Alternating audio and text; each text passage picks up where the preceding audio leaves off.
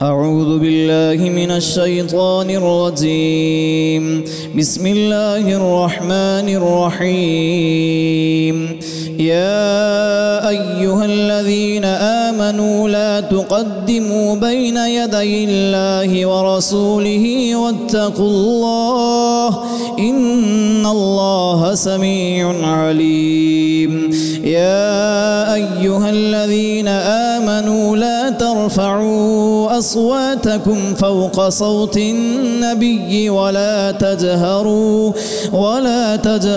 लहू बिलक़ौलि कजहरि बअदिकुम लिबअदिन अन तहबत अअमालुकुम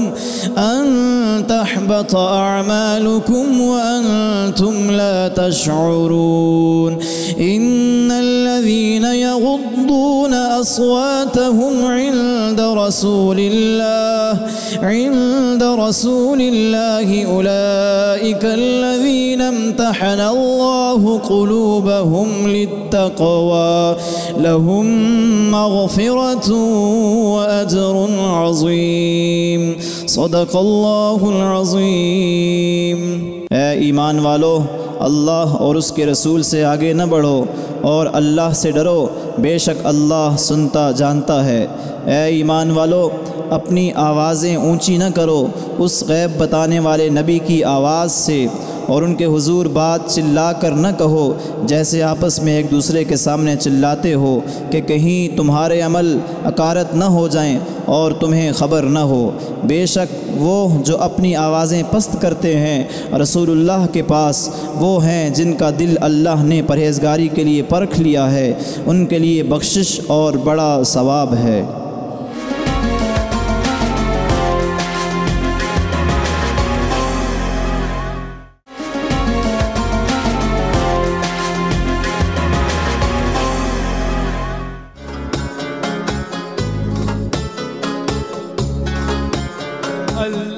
नाज़रीन इकराम, अस्सलामु अलैकुम वरहमतुल्लाहि वबरकातुहू। प्रोग्राम फ़ज़ाइल रमज़ान के साथ मैं आपका मेज़बान शर्जील अहमद ख़ान आपकी खिदमत में हाजिर हूँ।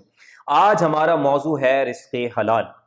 नाज़रीन इकराम, रिज़्क़े हलाल और कस्बे हलाल ये वो मामलात हैं इंसानी ज़िंदगी के जिन पर इस्लाम ने बहुत ज़्यादा तवज्जो दी है।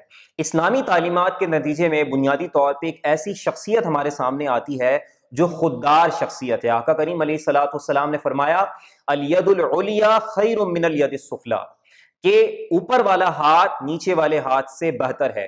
फिर आगे आका करीम सल्लल्लाहु अलैहि वसल्लम ने खुद इस बात की वजाहत फरमाई कि ऊपर वाला हाथ इससे मुराद मुनफिक है, यानी खर्च करने वाला हाथ है, और जो नीचे वाला हाथ है उससे मुराद साइल का हाथ है, मांगने वाले का हाथ है। आका करीम अलैहिस्सलाम ने एक तवील हदीस मुबारका के अंदर कस्बे हलाल की और रिज़्क़े हलाल की अहमियत को इस तरह वाज़े फरमाया। मुस्लिम शरीफ में हदीस मुबारका मौजूद है कि आप सल्लल्लाहु ताला अलैहि वसल्लम फरमाते हैं इन्नल्लाहा तय्यिबुन ला यक़बलु इल्ला तय्यिबा, कि बेशक अल्लाह रब्बुल इज़्ज़त पाक है और वो पाक चीज़ों को कबूल फरमाता है। इसके बाद आप अलैहिस्सलाम ने वज़ाहत फरमाई कि बेशक अल्लाह रब्बुल इज़्ज़त ने ईमान वालों को भी वही हुक्म दिया जो अपने रसूलों को दिया। वो क्या दिया?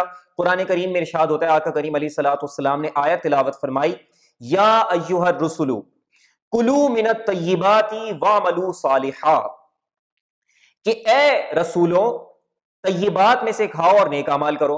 फिर आका करीम अलैहिस्सलाम ने फरमाया कि अल्लाह रब्बुल इज़्ज़त ने ईमान वालों को क्या हुक्म दिया, या अय्युहल्लज़ीना आमनू कुलू मिन तय्यिबाति मा रज़क़नाकुम, कि तय्यिबात में से जो हमने तुम्हें रिस्क दिया है, जो तुम्हें रिस्क की सूरत में तय्यिबात दी हैं, उनमें से तुम खाओ।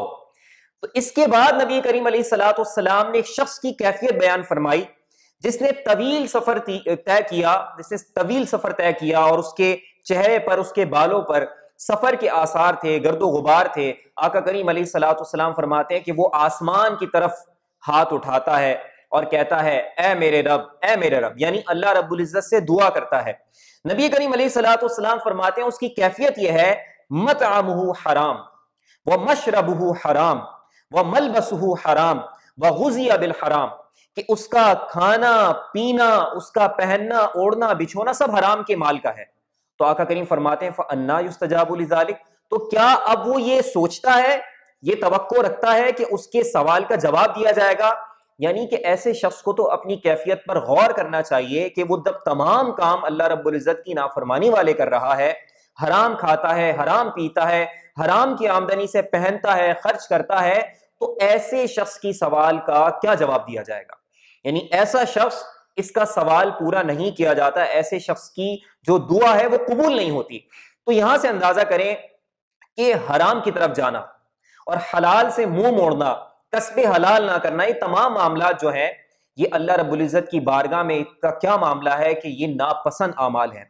अब ये देखिए कि नबी करीम सल्लल्लाहु ताला अलैहि वसल्लम ने जब सहाबा कराम की तरबियत फरमाई तो उनके अंदर खुददारी पैदा फरमाई। खुद ये बात भी हम देखते हैं, रिवायात में बात मौजूद है, अहदीस में इसका जिक्र मौजूद है कि अल्लाह रब्बुल इज्जत के नबी जो थे वो खुद अपने हाथ से कमा कर खाया करते थे, लोगों के आगे हाथ नहीं फैलाया करते थे, बल्कि मेहनत करते थे, कस्बे हलाल किया करते थे। और नबी करीम अलैहिस्सलातु वस्सलाम ने भी आप देखें कि आप अलैहिस्सलातु वस्सलाम ने तिजारत का पेशा अपनाया, कई सहाबा कराम ताजिर थे। तो इन तमाम मिसालों से ये बात वाज़ेह होती है कि खुद अल्लाह के रसूल अलैहिस्सलातु वस्सलाम के अमल से, सहाबा के अमल से हमें रिज़्क़े हलाल की और कस्बे हलाल की, हलाल कमाने की हमें तरगीब मिलती है। यहां पर एक मशहूर वाकया बयान करते चलें, जिससे हमें, अगर उस वाकये को हम सामने रखें और आज के हालात को देखें तो अंदाजा होगा कि हम नबी करीम अलैहिस्सलातु वस्सलाम की तालीमात से अमलन कितना दूर हैं। नबी करीम सल्लल्लाहु अलैहि वसल्लम की बारगाह में नाज़रीन किराम एक बार एक सहाबी आए और आपने सवाल किया और कुछ मदद तलब की, तो आप अलैहिस्सलातु वस्सलाम ने फरमाया, ये बताओ कि तुम्हारे घर में क्या मौजूद है।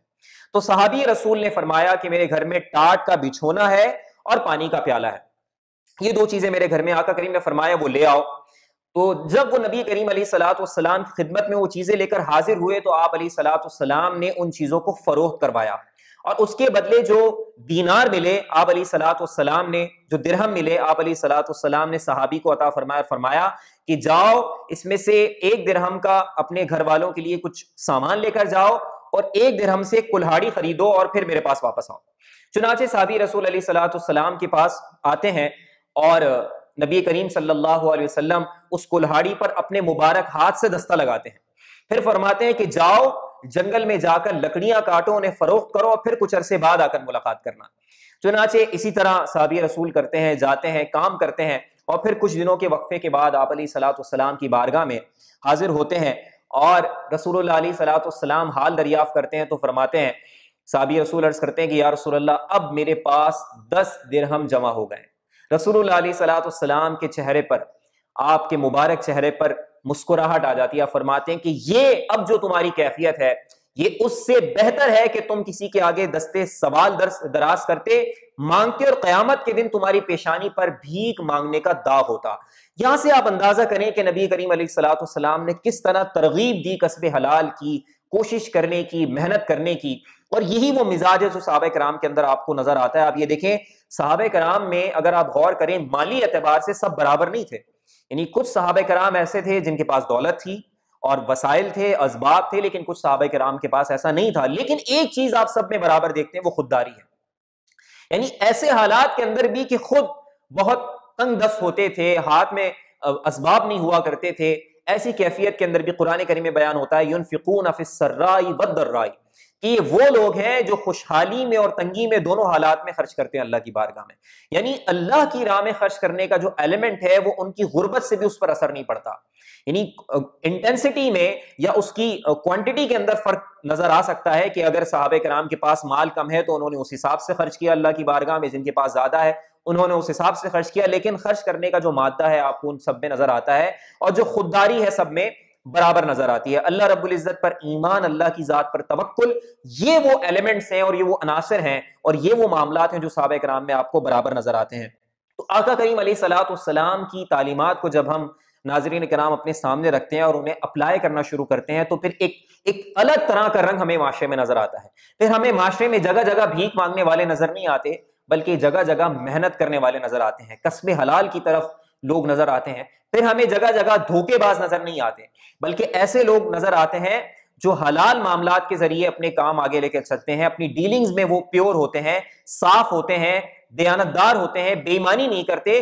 तो ये बेईमानी और भिखारी होना, माशरे के अंदर जगह जगह गदागरी आपको नजर आना और ये कैफियत बढ़ना, इसकी वाज़ेह अलामत है कि हम इस्लाम की तालीमात से कितना दूर हैं। होना तो ये चाहिए कि वाकई जो ऐसे अफराद हैं जिनकी मदद करनी चाहिए, वो सफ़ेद पोश लोग कि जो किसी के आगे हाथ नहीं बढ़ाते, जो वाकई मजबूर होते हैं, उन्हें मदद की जरूरत होती है।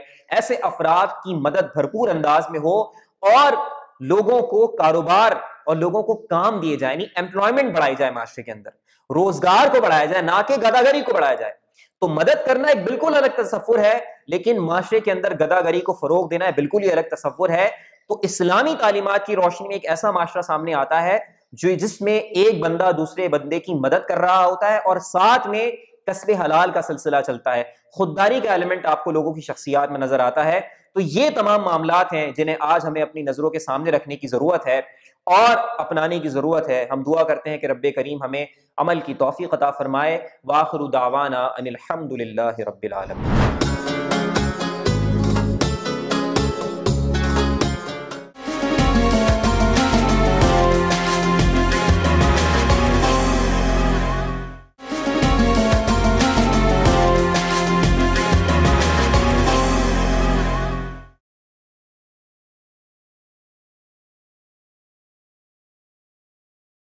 अल्हम्दुलिल्लाहि रब्बिल आलमीन वस्सलातु वस्सलामु अला सय्यिदिल अंबिया वल मुरसलीन अम्मा बाद अऊज़ु बिल्लाहि मिनश शैतानिर रजीम बिस्मिल्लाहिर रहमानिर रहीम कुंतुम खैरा उम्मतिन उखरिजत लिन्नासि तअमुरूना बिल मअरूफि व तनहौना अनिल मुनकरि व तु'मिनूना बिल्लाह वलौ आमना अहलुल किताबि लकाना खैरन लहुम मिनहुमुल मुअमिनूना व अक्सरुहुमुल फासिकून। सदक़ल्लाहुल अज़ीम।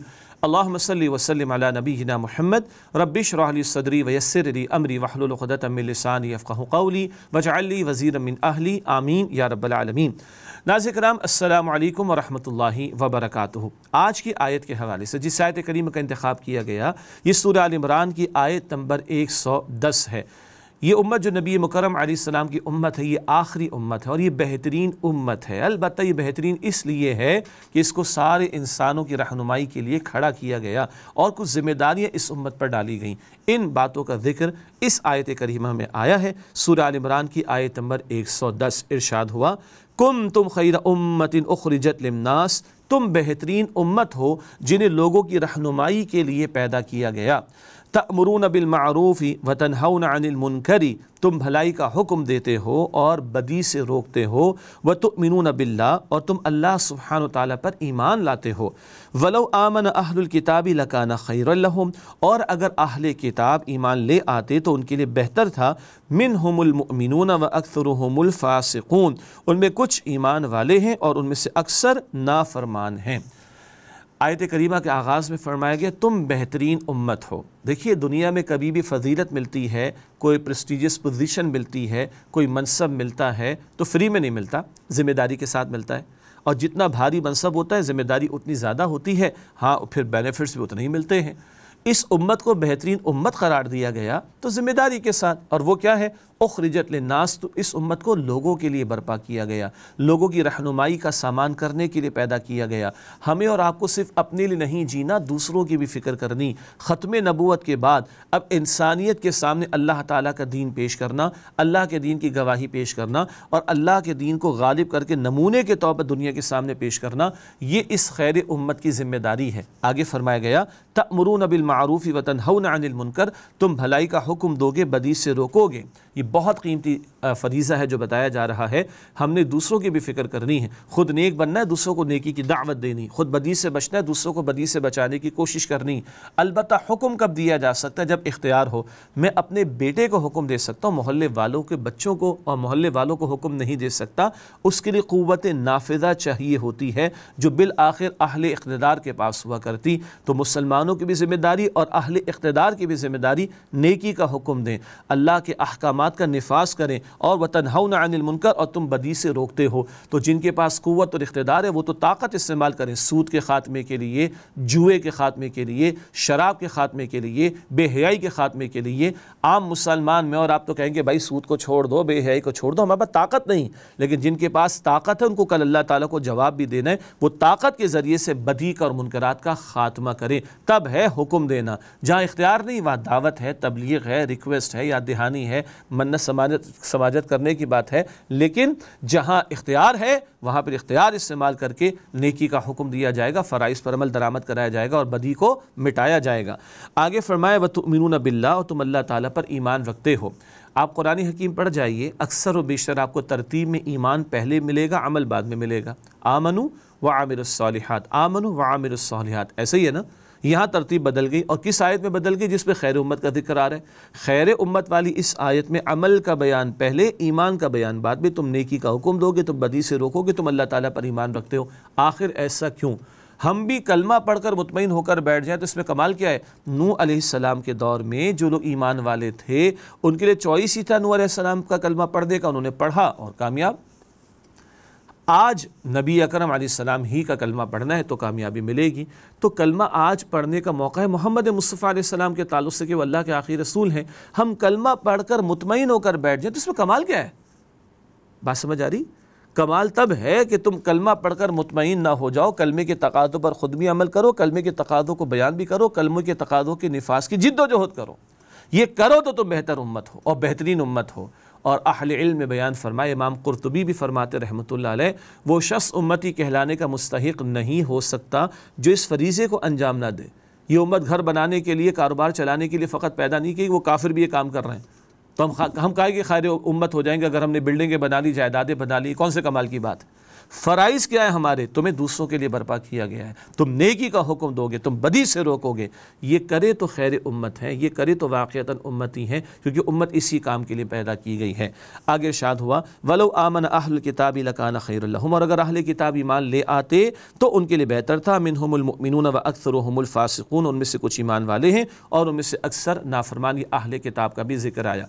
अल्लाह ताला मुझे और आपको इस उम्मत में जिसमें उसने पैदा फरमा दिया उसके खैर उम्मत वाले होने पहलू को इस तनाज़ुर में सामने रखने की तौफ़ीक़ अता फ़रमाए कि ज़िम्मेदारियाँ अदा करनी, खुद नेक बनना, नेकी की दावत देना, बदी से बचना, बदी को मिटाने की कोशिश करना, और अल्लाह के दीन के गलबे की जिद्दोजहद करें ताकि मुनकरात का ख़ात्मा हो और फ़राइज़ व वाजिबात पर अमल हो। तब वाक़ियतन हम उम्मती होंगे और तब इंशाअल्लाह रोज़ क़यामत नबी अकरम सल्लल्लाहु अलैहि वसल्लम की शफ़ाअत भी हमें मैसर आएगी। अल्लाह ताला मुझे और आपको हम सबको अमल की तौफ़ीक़ अता फ़रमाए। आमीन या रब्बल आलमीन। व आखिरु दावाना अनिल हम्दुलिल्लाहि रब्बिल आलमीन। वस्सलामु अलैकुम व रहमतुल्लाहि व बरकातुहू।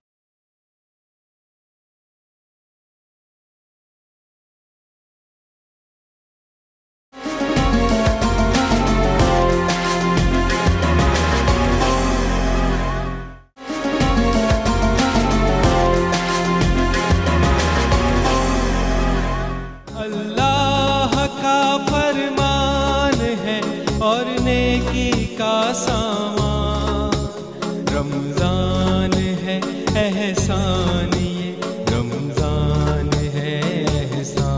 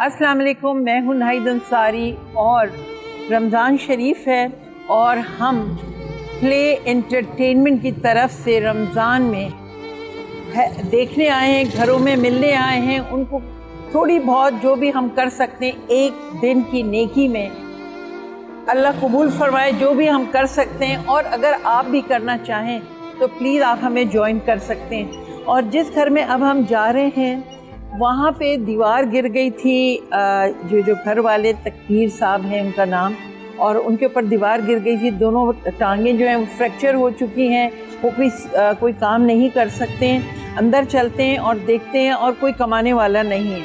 तो ये है ज़िंदगी। रमज़ान का मौका अल्लाह ताला ने मुझे और आपको दिया है। जो भी हम कर सकें मदद, जिस किस्म की छोटी एक एक कतरा बराबर भी नेकी जो है वो बहुत बड़ा अजर बन जाती है। और अगर हम किसी के काम आ जाएं और वो भी इतना बड़ा महीना, तो इससे बढ़ के क्या बात हो सकती है। हम चलते हैं अंदर और फिर आपको भी मिलाते मैं भी।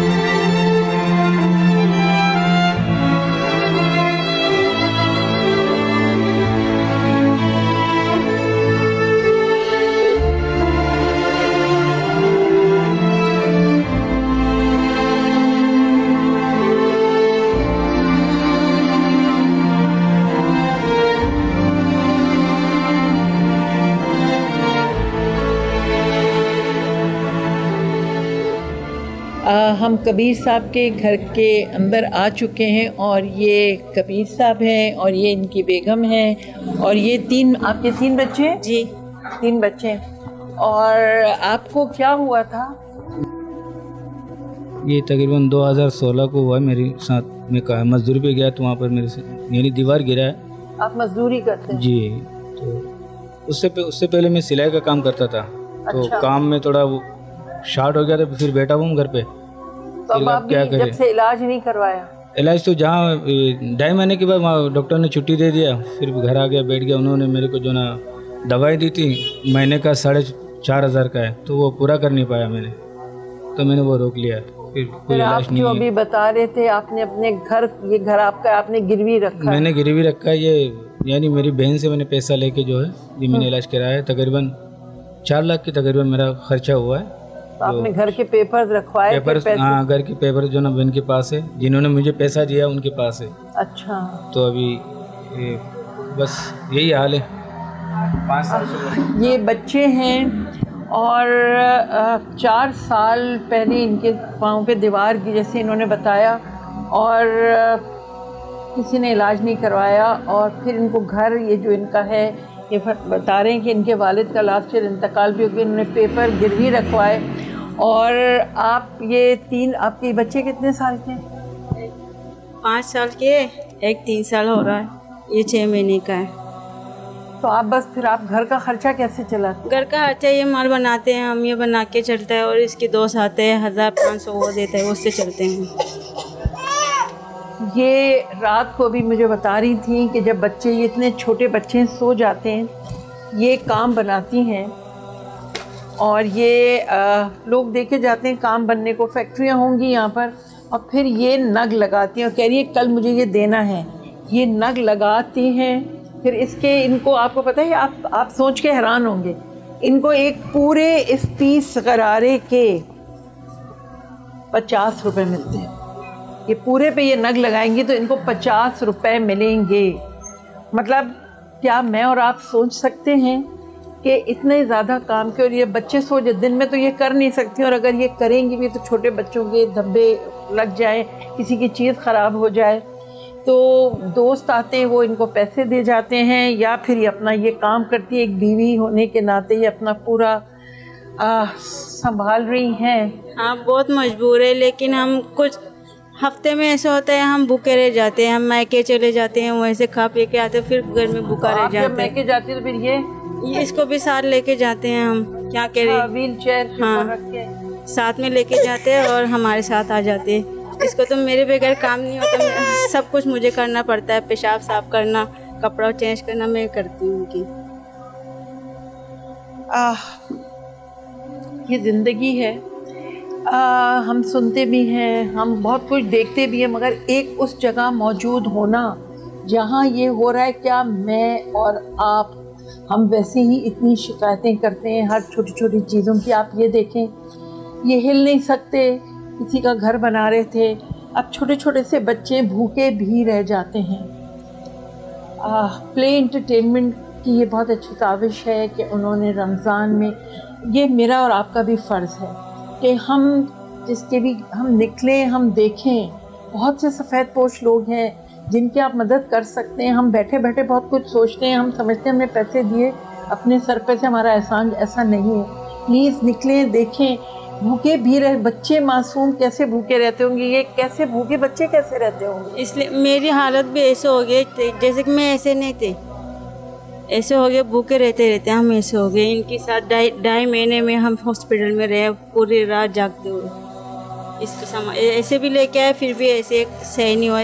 आपको कैसा होता होगा ये बात कि बीवी आपकी, बच्चे? अल्लाह ने इनको, मैं तो हमेशा दुआ करता हूँ, मैं तो कोई दे नहीं सकते, मैं क्या दे सकता हूँ, बस दुआ कर सकता हूँ। अल्लाह जो भी देगा अल्लाह ही दे सकता है। लेकिन 5 साल तक मेरे साथ छोड़ा नहीं है, 5 साल तक मेरे रात दिन मेरे खिदमत करते रहे। अब मेरे पेशाब जो है 5 साल तक जो ना मेरा पेशाब जारी है, मेरा पेशाब रुकता नहीं है। तो ये सुबह शाम मेरा सफाई में, मेरी खिदमत में रहता है। तो हमेशा मैं इनके लिए दुआ करता हूँ कि अल्लाह इनको हिम्मत दे और तौफीक दे। अल्लाह की हर मुश्किल को गैब से आसान करे। ये चीज़ें बताने की भी नहीं होती, ये देखकर खुद ही एहसास हो जाता है। थोड़ी सी मेहनत करें। ये प्ले एंटरटेनमेंट ने जो ये शुरू किया है रमज़ान में, एक दिन की नेकी नहीं है। हम लोगों का ये कुछ फ़र्ज़ बनता है, हम सब का, हम क्यों ना मिल के सब इन चीज़ों को लेके चलें तो बहुत सारे लोगों का भला होगा। और जब दिल से दुआ निकलती है ना, और जब ऐसे वक्त पे दुआ निकले जिसके छोटे छोटे बच्चे हों, पेट खाली हो, खाने को ना हो, तो आप और मैं समझ सकते हैं क्या इंसान पे गुजरती होगी। मियाँ अपनी बीवी को देखता होगा कि वो किस तरह कर रही है, रातों को भी नहीं सो रही। बीवी अपने मियाँ को देखती होगी। ये सच्ची मोहब्बतें, ये सारी चीज़ें होती हैं। तो हमारा भी कुछ फ़र्ज़ बनता है। आप क्या कहना चाहेंगे, आपको किस चीज़ की ज़रूरत है? हमें और एक टंकी की ज़रूरत है, और बच्चों की देखभाल और खाना पीने की वो इसकी ज़रूरत है। लेकिन मुझे ऐसा लगता है कि हम बहुत मजबूर हैं, हमारे साथ देने वाला कोई नहीं है। अल्लाह है ना, अल्लाह की वजह से हम जिंदा हैं। अल्लाह दे रहे तो हम चल सक रहे हैं। इनकी दोस्त ना आता, हम भूखे रह जाते हैं। आज भी इनकी दोस्त आए, फिर 500 दे के गए, उससे मैं बाज़ार किया है। कभी इनका कोई दोस्त आ जाता है, वो 500 रुपये दे जाता है तो इनका खर्चा चलता है। घर में पानी नहीं है। अभी ये बता रहे थे कि एक यहाँ बोतल रखी है, वो कोई यहाँ ही बैठे रहते हैं तो किसी बच्चे से कहते हैं, वो भर के ला देता है। क्यों ना एक दिन की नेकी हज़ारों साल की नेकी बन जाए मेरी और आपके लिए। पानी की टंकी अगर हम लोग कर, कोई जिसको भी मदद करनी है, स्क्रीन पे नंबर चल रहे हैं, आप उन नंबर के ऊपर हमें कॉल कर सकते हैं। और आप जो भी मदद करना चाहें डायरेक्ट इनके लिए होगी। पानी की ज़रूरत है, खाने पीने का नहीं है। मतलब ये चीज़ हम अगर सालों साल की भी मिल के कर लें, एक छोटी सी नेकी ज़िंदगी भर की नेकी होगी। इंशाअल्लाह ताला हम कोशिश करेंगे कि आपके लिए कि जो भी हम कर सकें, अल्लाह ताला हम सबको तौफीक दे और आपके लिए आसानियाँ करे इंशाअल्लाह ताला। ये प्ले एंटरटेनमेंट की तरफ से आपके लिए छोटी सी एक तोहफ़ा है, और आगे भी हम कोशिश करेंगे हम आपकी मदद कर सकें। शुक्रिया। अल्लाह का फरमान है और नेकी का सामान, रमज़ान है एहसान, ये रमज़ान है एहसान।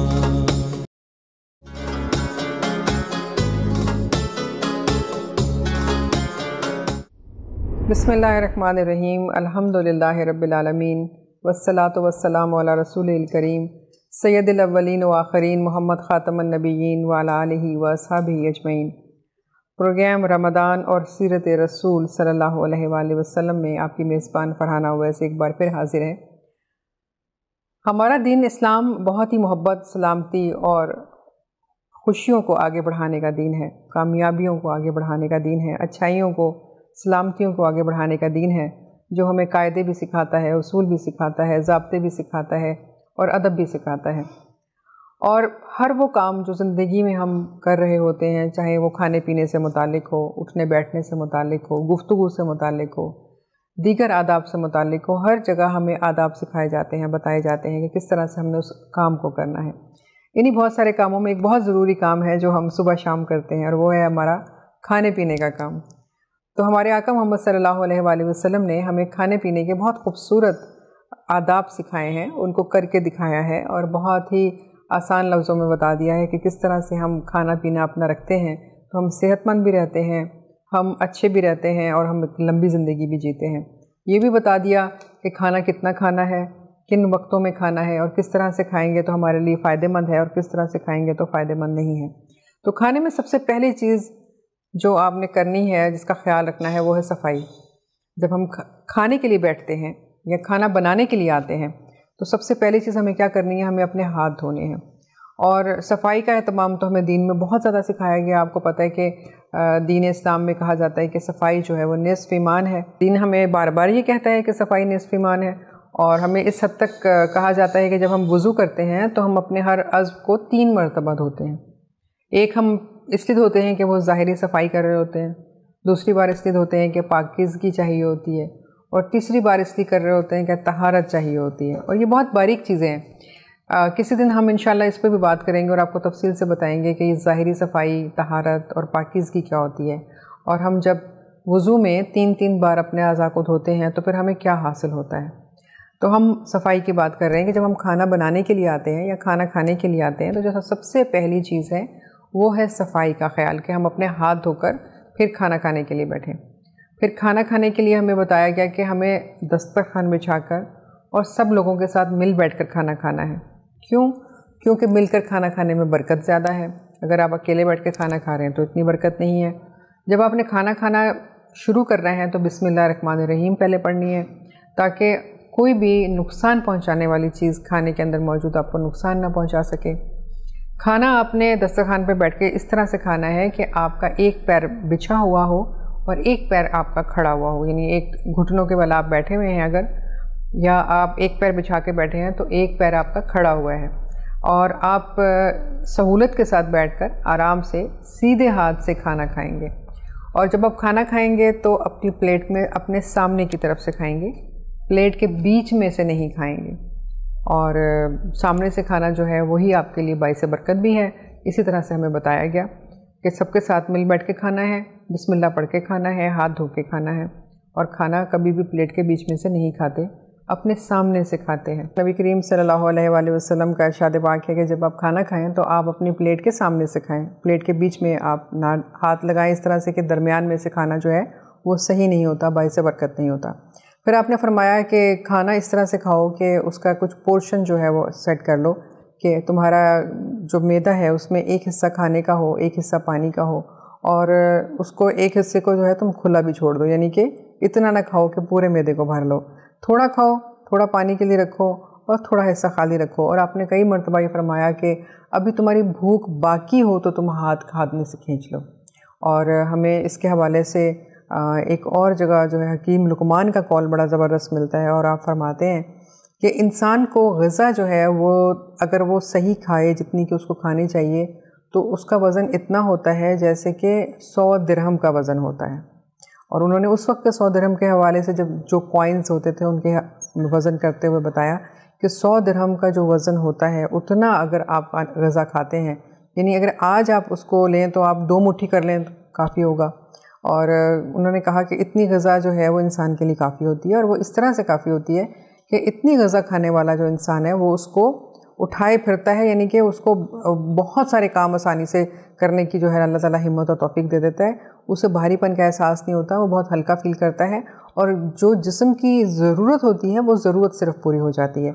और आप कहते हैं कि अगर आप उससे ज़्यादा ग़िज़ा खा लेते हैं, यानी कि आप मैदे का एक हिस्सा जो है वो खाली नहीं छोड़ते और आप कोशिश करते हैं कि आप पूरे मैदे को ग़िज़ा से भर लें, तो फिर आप उसको उठाए फिरते हैं लेकिन आप काम करने के काबिल नहीं रहते।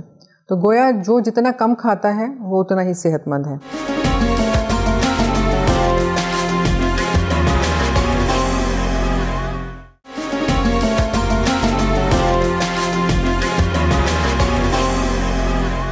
और आपने ये भी फरमाया कि जब पानी पियो तो पानी भी इसी तरह से अदब के साथ बैठकर पियो, पानी कभी भी खड़े होकर ना पियो। आपने फरमाया कि पानी जब पियो तो 3 सांस लेकर पियो, पहली सांस में सुभान अल्लाह, दूसरी सांस में अल्हम्दुलिल्लाह और तीसरी सांस में अल्लाह अकबर कहो, और पानी पीने से पहले बिस्मिल्लाहिर्रहमानिर्रहीम पढ़ लिया करो।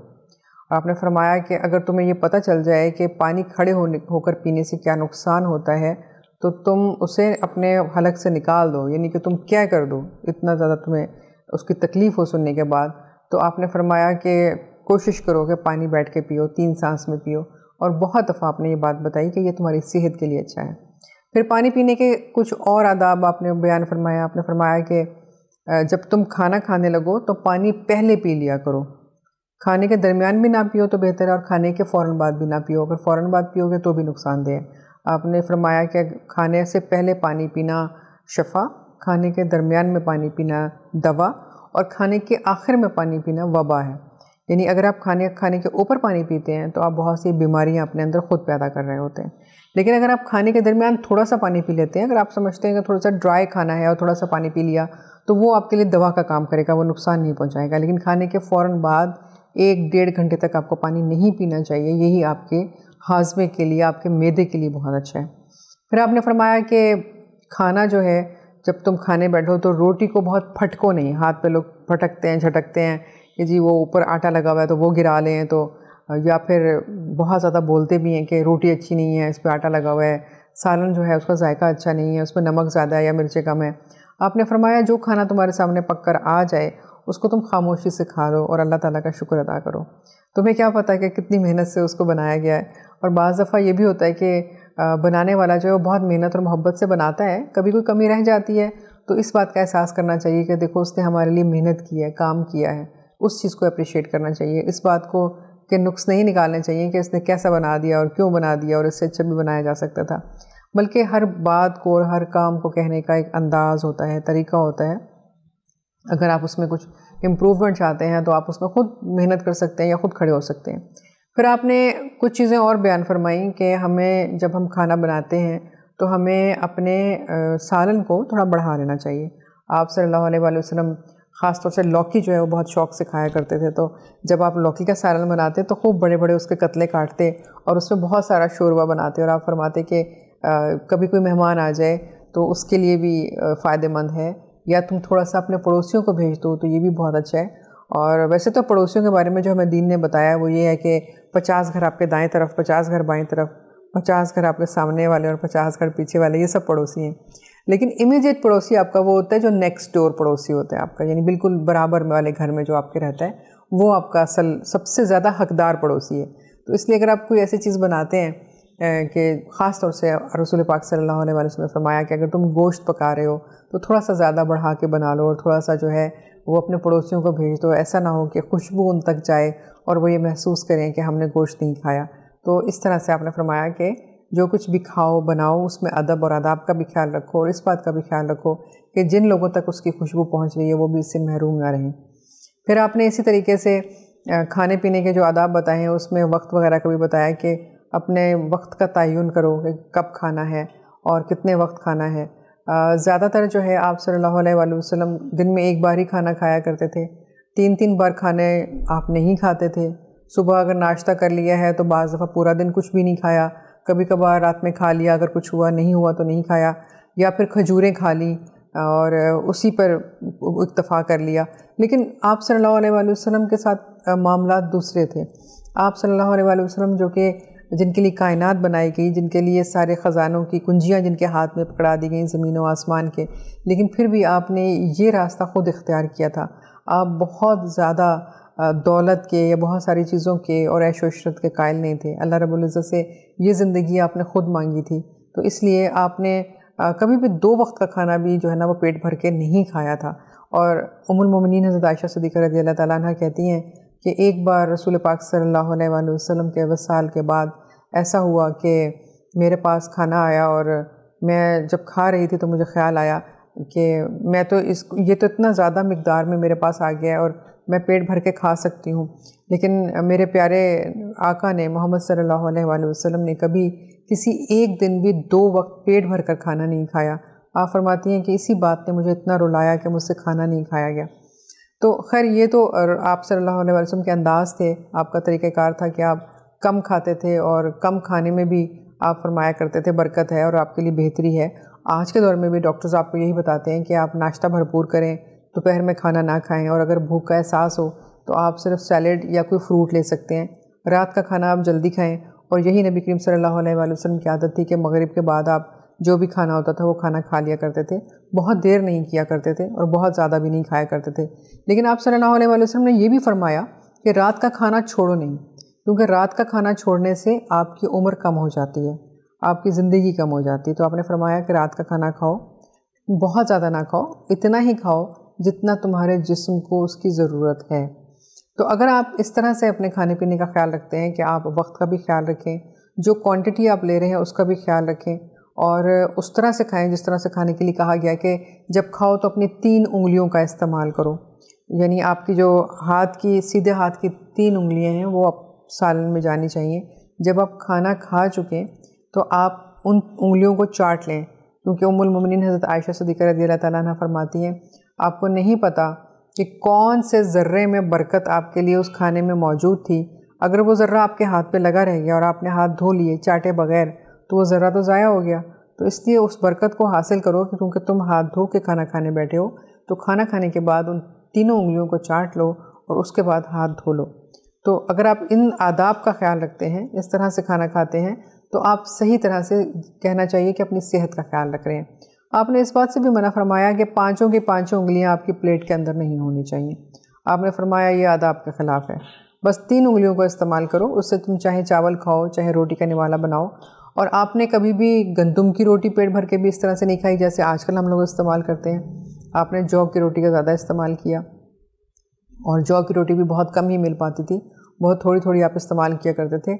लेकिन पसंद फरमाते थे कि या तो शोरबे वाला सालन हो, बहुत कम कभी कभार गोश्त मिल जाता था तो वो खा लिया करते थे, या फिर सिरका इस्तेमाल किया करते थे। और आप फरमाया करते थे कि सिरका बेहतरीन सालन है, और सिरका यकीनन घरों में उस वक्त बनाया जाता था।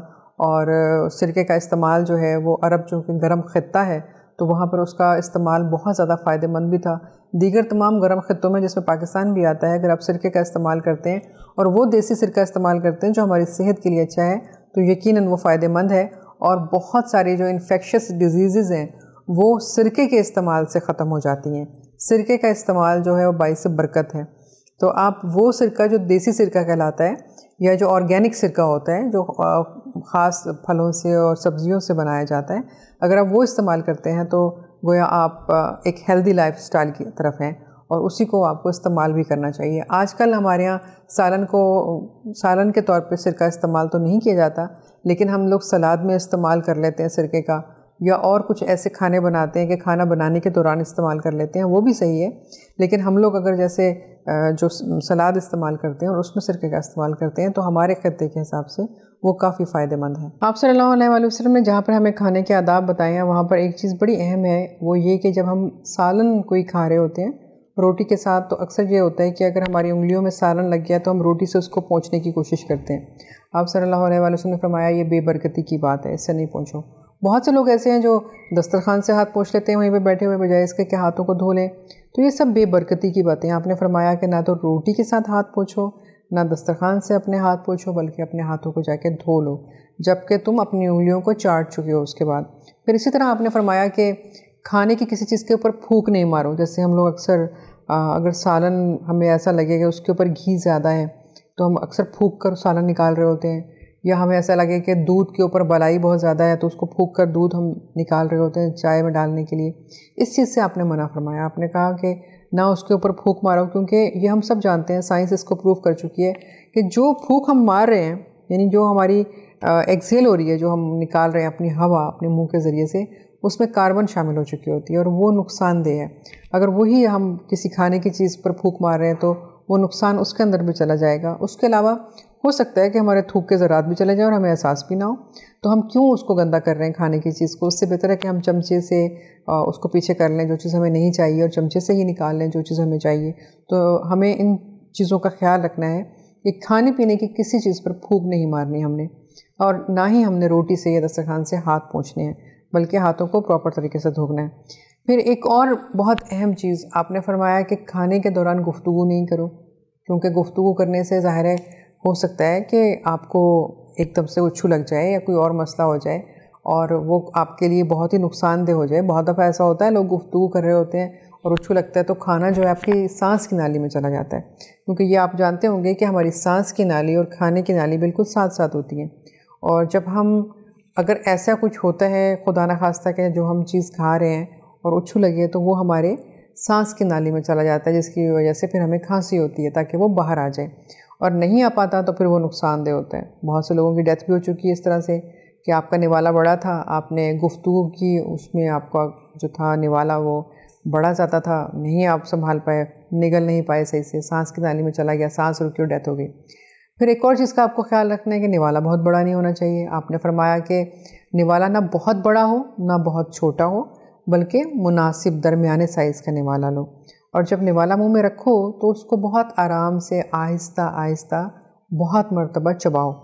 इस तरह से चबाओ कि तुम्हारे मैदे पर फिर बोझ ना पड़े, क्योंकि जितना ज़्यादा निवाले को चबाकर आप निगलते हैं उतना ही उसको हाजमे के लिए आपके मैदे को बहुत ज़्यादा काम नहीं करना पड़ता। वरना जब आप जल्दी जल्दी चबाते हैं या गुफ्तगू कर रहे होते हैं और कोशिश करते हैं कि जल्दी जल्दी खा लें और निवाले को सही से नहीं चबाते, तो वो जो सारा काम है वो आपके मैदे को करना पड़ता है। फिर एसिड्स भी ज़्यादा रिलीज़ होते हैं ताकि उसको तोड़ फोड़ के और वो इस काबिल बना सके कि वो ग्लूकोज बन जाए, ताकि फिर वो आपके ब्लड में शामिल हो सके। कि जो भी खाना आप खाते हैं अल्टीमेटली उसको ग्लूकोज बनना होता है और फिर वो खून में शामिल हो जाती है। तो अगर आप छोटे छोटे निवाले खाते हैं, उनको बहुत अच्छे से चबा के खाते हैं, चबा के निगलते हैं, तो आपके लिए अच्छा है। और इसी बात का हुक्म दिया गया है कि निवाले जो है वो मीडियम रखो, ना बहुत छोटे ना बहुत बड़े। पानी जो है वो खाने से पहले पियो, खाने के बाद में ना पियो। और एक और कोशिश करें कि खाना खाने के फ़ौरन बाद फ्रूट ना खाएं। फ्रूट जो है वो अगर आप पहले खाते हैं या खाना खाने के 2 घंटे के बाद खाते हैं तो मुनासिब है। अगर आप कोई जैसे जो भी जूसी फ्रूट्स हैं या इस तरह की चीज़ें थोड़ी बहुत खाई तो जा सकती हैं, लेकिन खाना खाने के फ़ौरन बाद खाने से वो आपके लिए हैवी हो जाती हैं और बहुत सारे जो खाने के फ़वायद हैं जब वो उसके साथ मिल रहे होते हैं तो वो फिर कुछ और ही बन जाता है। कोशिश करें कि फ्रूट जो है वो खाने से पहले ले लें तो वो ज़्यादा बेहतर है। जिस तरह से आप सैलड पहले लेते हैं अगर खाना खाने से पहले, तो वो आपके लिए बड़ा अच्छा एक एपेटाइज़र भी होता है। और दूसरा फ़ायदा उसका ये होता है कि आप बहुत ज़्यादा खाना नहीं खाते, बहुत ज़्यादा रोटी नहीं फिर आपसे खाई जाती, क्योंकि आप थोड़ा सा कुछ पहले ले चुके होते हैं। वो आपके मैदे के लिए अच्छा होता है, आपका वज़न नहीं बढ़ता इस तरीके से। इसी तरह से अगर आप फ्रूट पहले खाते हैं, क्योंकि फ्रूट खाना वैसे भी फ़ायदेमंद ज़्यादा है, और सैलड पहले खाते हैं तो वो आपके ग़िज़ा के लिए, आपकी मैदे के लिए बहुत अच्छा है। और फिर आपने दौराने खाना गुफ्तगू नहीं करनी है, क्योंकि खाना जो है मोमिन का वो इबादत है, और वो खाना इसलिए खाता है ताकि वो सेहतमंद रहे, और वो सेहतमंद इसलिए रहता है ताकि वो अच्छे से इबादत कर सके, वो लोगों के काम आ सके, अपनी ज़िंदगी को अच्छे से गुजार सके, क्योंकि उसके जिस्म का उसके ऊपर हक़ है। और यही हक़ है जिसकी वजह से रसूल पाक सल्लल्लाहु अलैहि वसल्लम ने फरमाया कि अच्छा खाओ ताकि अच्छे नज़र आओ, और जो कुछ अल्लाह ताला ने तुम्हें अता किया है उसको अच्छे तरीके से इस्तेमाल करो।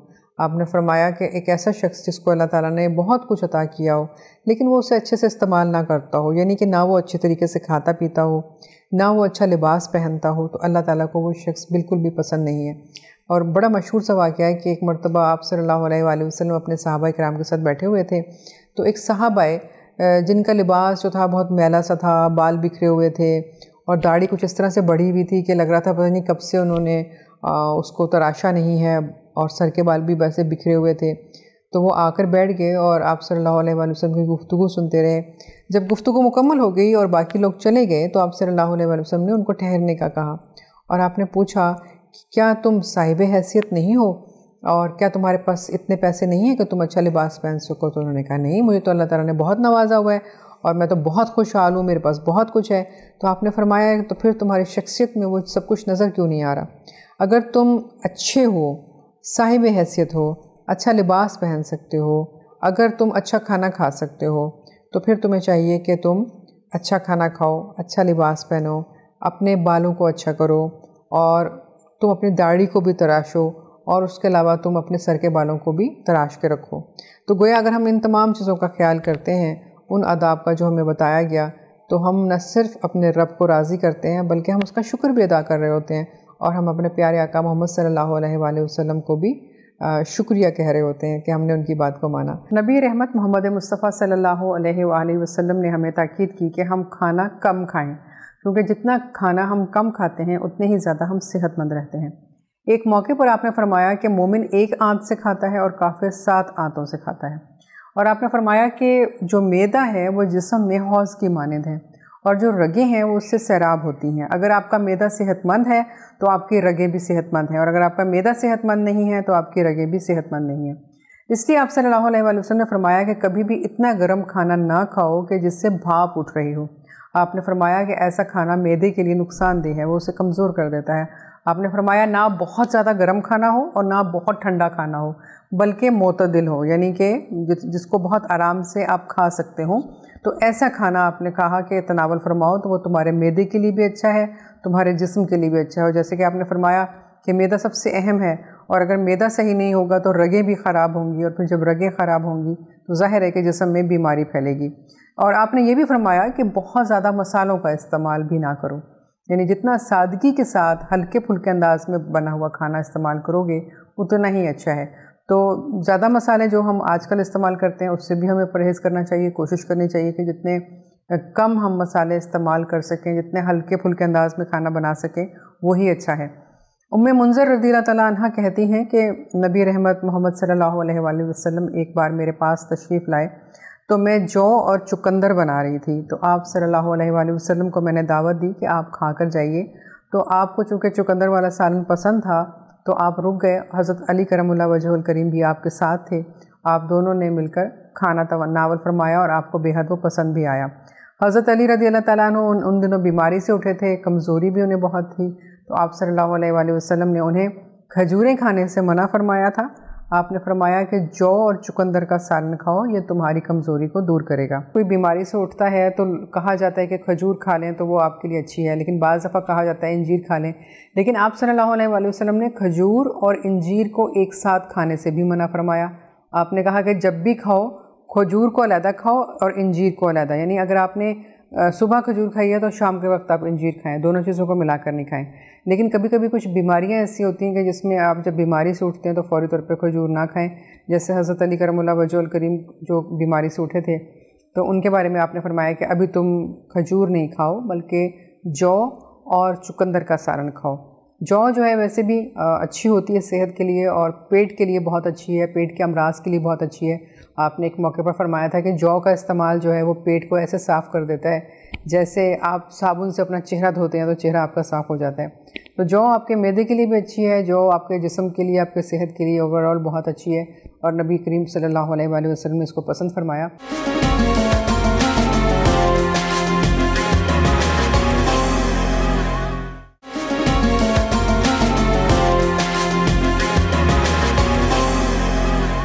फिर आप एक और चीज़ फरमाया करते थे खाने के हवाले से कि आटा जो है वो छान के इस्तेमाल ना करो।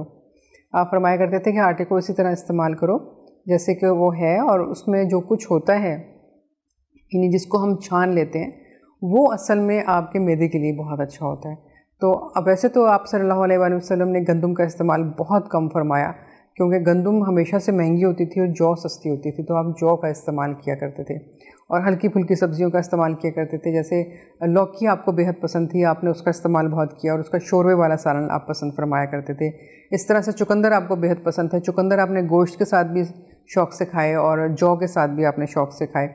और इसी तरह मेथी की अफादियत के बारे में भी आप बहुत फरमाया करते थे कि मेथी का इस्तेमाल जो है वो ग़िज़ा में रखना चाहिए। मेथी जो है वो बहुत सारी बीमारियों का इलाज है। जब हम उसे थोड़ा थोड़ा खाते रहते हैं तो वो हमारे लिए बहुत ताकत का बायस होती है। और वैसे भी साइंस ये साबित कर चुकी है कि मेथी में जो है वो आयरन बहुत होती है, तो ख़वातीन अगर इसको ज़्यादा इस्तेमाल करती हैं मेथी को तो उनके लिए ये बेहद फ़ायदेमंद है। तो आप सल्लल्लाहु अलैहि वसल्लम ने बहुत हल्की फुल्की ग़िज़ाओं का इस्तेमाल किया। ज़्यादातर आप शोरबे वाला सालन पसंद फरमाया करते थे और सब्ज़ियाँ ज़्यादा इस्तेमाल किया करते थे। जौ की रोटी जिसका आटा छना हुआ नहीं होता था वो आप इस्तेमाल किया करते थे। और जब खाने पीने के लिए कोई बहुत रोटी या सालन कुछ मौजूद नहीं होता था उस सूरत में आप जो है वो खजूरें इस्तेमाल कर लिया करते थे। और बाज़ दफ़ा ये भी होता था कि 2-2 दिन जो है ना वो चूल्हा नहीं जलता था। तो बहरहाल ये तमाम मामलात थे, लेकिन खाने में जब भी आपने जो कुछ भी खाया सादगी से खाया, थोड़ा सा खाया और अपनी उम्मत को भी ये ताकीद की कि दोपहर का खाना खाओ तो थोड़ी देर ज़रूर आराम करो और रात का खाना खाओ तो थोड़ी देर चहलकदमी ज़रूर करो, क्योंकि ये आपकी सेहत के लिए अच्छा है। अगर आप दोपहर का खाना खा के थोड़ी देर आराम करते हैं, जिसको हम कैलूला भी कहते हैं, तो वो आपकी सेहत के लिए अच्छा है और आपके लिए बेहतर है। फिर आप बाकी के दिन के काम करने के लिए अपने आप को तैयार कर लेते हैं और आपके जिस्म में फिर से ताकत आ जाती है। और रात को अगर आप जल्दी खाना खाते हैं और थोड़ी देर वॉक कर लेते हैं, हल्की फुल्की वॉक, तो वो आपकी सेहत के लिए बहुत अच्छी है। क्योंकि अगर आप खाना खा के फ़ौरन बिस्तर पर लेट जाते हैं या आप देर से खाना खाते हैं और बिस्तर पर लेट जाते हैं, तो वो आपके लिए हेल्दी नहीं है। उससे एक तो आपके मैदे के बहुत सारे अमराज भी हो सकते हैं, और दूसरा ये कि खाना चूँकि सही से हज़म नहीं हुआ होता तो बहुत सारे मैदे की चीज़ें भी ख़राब होती हैं, आपकी नींद भी ख़राब होती है। और एक जो सबसे बड़ा नुकसान होता है वो ये कि मोटापा बहुत ज़्यादा हो जाता है उन लोगों को जो देर से खाना खाते हैं और फ़ौरन बिस्तर पर चले जाते हैं। तो कोशिश करें कि रात का खाना जल्दी खाएँ और थोड़ी बहुत चहलकदमी कर लें, या जैसे मगरिब की नमाज़ पढ़ के अगर आपने खाना खाया तो हल्के फुल्के कोई काम करने हैं तो वो कर लिए, तो वो आपके लिए बेहतर है। अपनी आँखों का जो है वो भी बहुत ख्याल करना चाहिए कि वो भी हमारी सेहत का हिस्सा हैं, और बहुत ज़्यादा जो है रोशनी में बैठ के तेज़ रोशनी आँखों में डायरेक्ट पड़ रही है उसमें काम नहीं करना चाहिए। और हमारी जो आँखें उनको भी ग़िज़ा की ज़रूरत होती है, उनकी ग़िज़ा जो वो सुरमा है। अगर आप सुरमा लगाते हैं जो नबी करीम सल्लल्लाहु अलैहि वसल्लम ने लगाया है और हमें भी ताकीद की है, तो बहुत अच्छा है ये आपकी आँखों के लिए, रोशनी के लिए, आपकी आँखों के नूर के लिए। तो अपनी ग़िज़ा का, अपने आराम का अगर आप ख्याल रखते हैं, वक्त की पाबंदी के साथ रखते हैं, तो यकीनन आप हेल्दी रहेंगे, आप ज़्यादा ताकतवर रहेंगे, आपके जिस्म में ज़्यादा ताकत होगी, तो यकीनन आप ज़्यादा बेहतर तरीके से ज़िंदगी गुजार सकेंगे। न सिर्फ ये कि आपकी इबादतें भी बहुत अच्छे से हो सकेंगी, बल्कि अपनी दूसरी ज़िम्मेदारियों को बहसन खूबी आप अंजाम दे सकेंगे।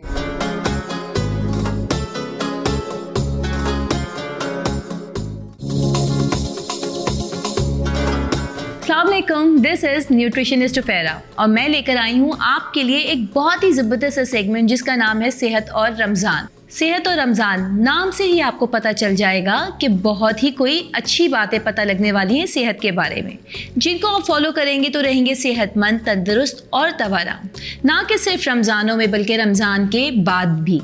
और मेरी मदद करने वाला है इस मेरे सेगमेंट सेहत और रमज़ान में एक बहुत ही ज़बरदस्त सा प्रोडक्ट, हेल्थ प्रोडक्ट, मैं इसको नाम देना चाहूँगी, जो कि है लिप्टन की ग्रीन टी, जो कि आपको भी हेल्प करेगा अपनी सेहत का ख़ास ख्याल रखने में, वो भी बहुत अच्छे तरीके से। मैं बताने जा रही हूँ आपको कि ग्रीन टी के कितने बेहतरीन फ़वाइद हैं जो कि शायद आपको पता भी ना हो, कि अगर आपने उसको अपनी ज़िंदगी में अपनी सेहत के लिए शामिल कर लिया तो क्या कुछ नए फ़वाइद आपको उससे हासिल होंगे। सबसे पहले तो मैं आपको ये बताती चलूँ कि लिप्टन की ग्रीन टी में 2 ज़बरदस्त से फ्लेवर हैं, जिसमें कि एक है लेमन, जो कि आपको पता ही होगा, लेकिन दूसरा जो नया फ्लेवर आया है वो है वाटरमेलन। और वाटरमेलन का फ्लेवर तो कोई इतना शदीद मज़ेदार सा है कि बच्चे को भी बहुत पसंद है, और साथ में आपके घर के बुजुर्ग भी इसको बहुत पसंद करेंगे। लिप्टन की ग्रीन टी आप सिर्फ खुद ही नहीं बल्कि अपने घर के बच्चों को भी बहुत अच्छे तरीके से दे सकते हैं, और साथ में बुजुर्गों को भी। बच्चों को आप इसको कोल्ड बेवरेज के तौर पे भी दे सकते हैं, क्योंकि इतनी शदीद गर्मियों में रमज़ान है, बजाय इसके कि आप अपने घर के दस्तरख्वान को, इफ्तार के दस्तरख्वान को या सहरी के दस्तरख्वान को आप हैवी फ्रिजी ड्रिंक से या फिर हैवी शुगरी बेवरेजेस से सजाएं। बेहतर है कि ग्रीन टी जैसे बहुत ही कोई सूदिंग बेवरेज जैसे कि ग्रीन टी को इस्तेमाल करके उससे होने वाले फ़ायदों को हासिल करें।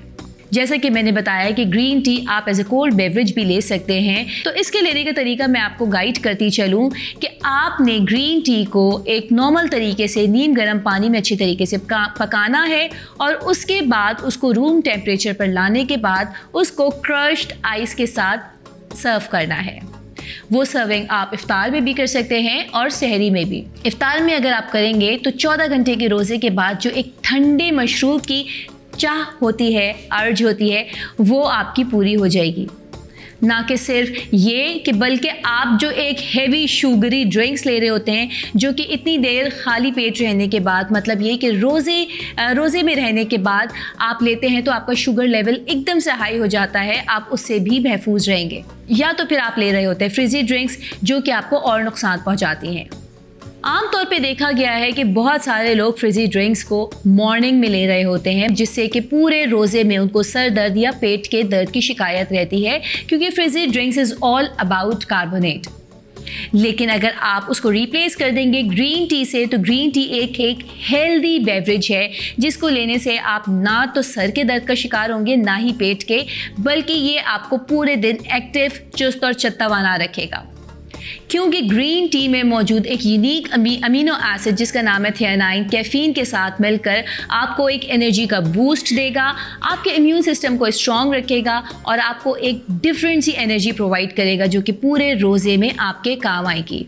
इसी तरीके से अगर आपने इसको इफ्तार में लिया तो इफ्तार करने के बाद, जो इतने लंबे रोज़े के बाद आप इफ्तार करते हैं, तो आपका मेटाबॉलिक रेट एकदम से हाई होता है और आपकी बॉडी डाउन हो जाती है। और उस वक्त जो एक कैफ़ीन की अर्ज होती है आपकी बॉडी को, वो ये पूरी करेगा और आपको देगा एक एनर्जी का बूस्ट। और उसके बाद आप अपने रूटीन को एक नॉर्मल तरीके से फॉलो कर सकती हैं।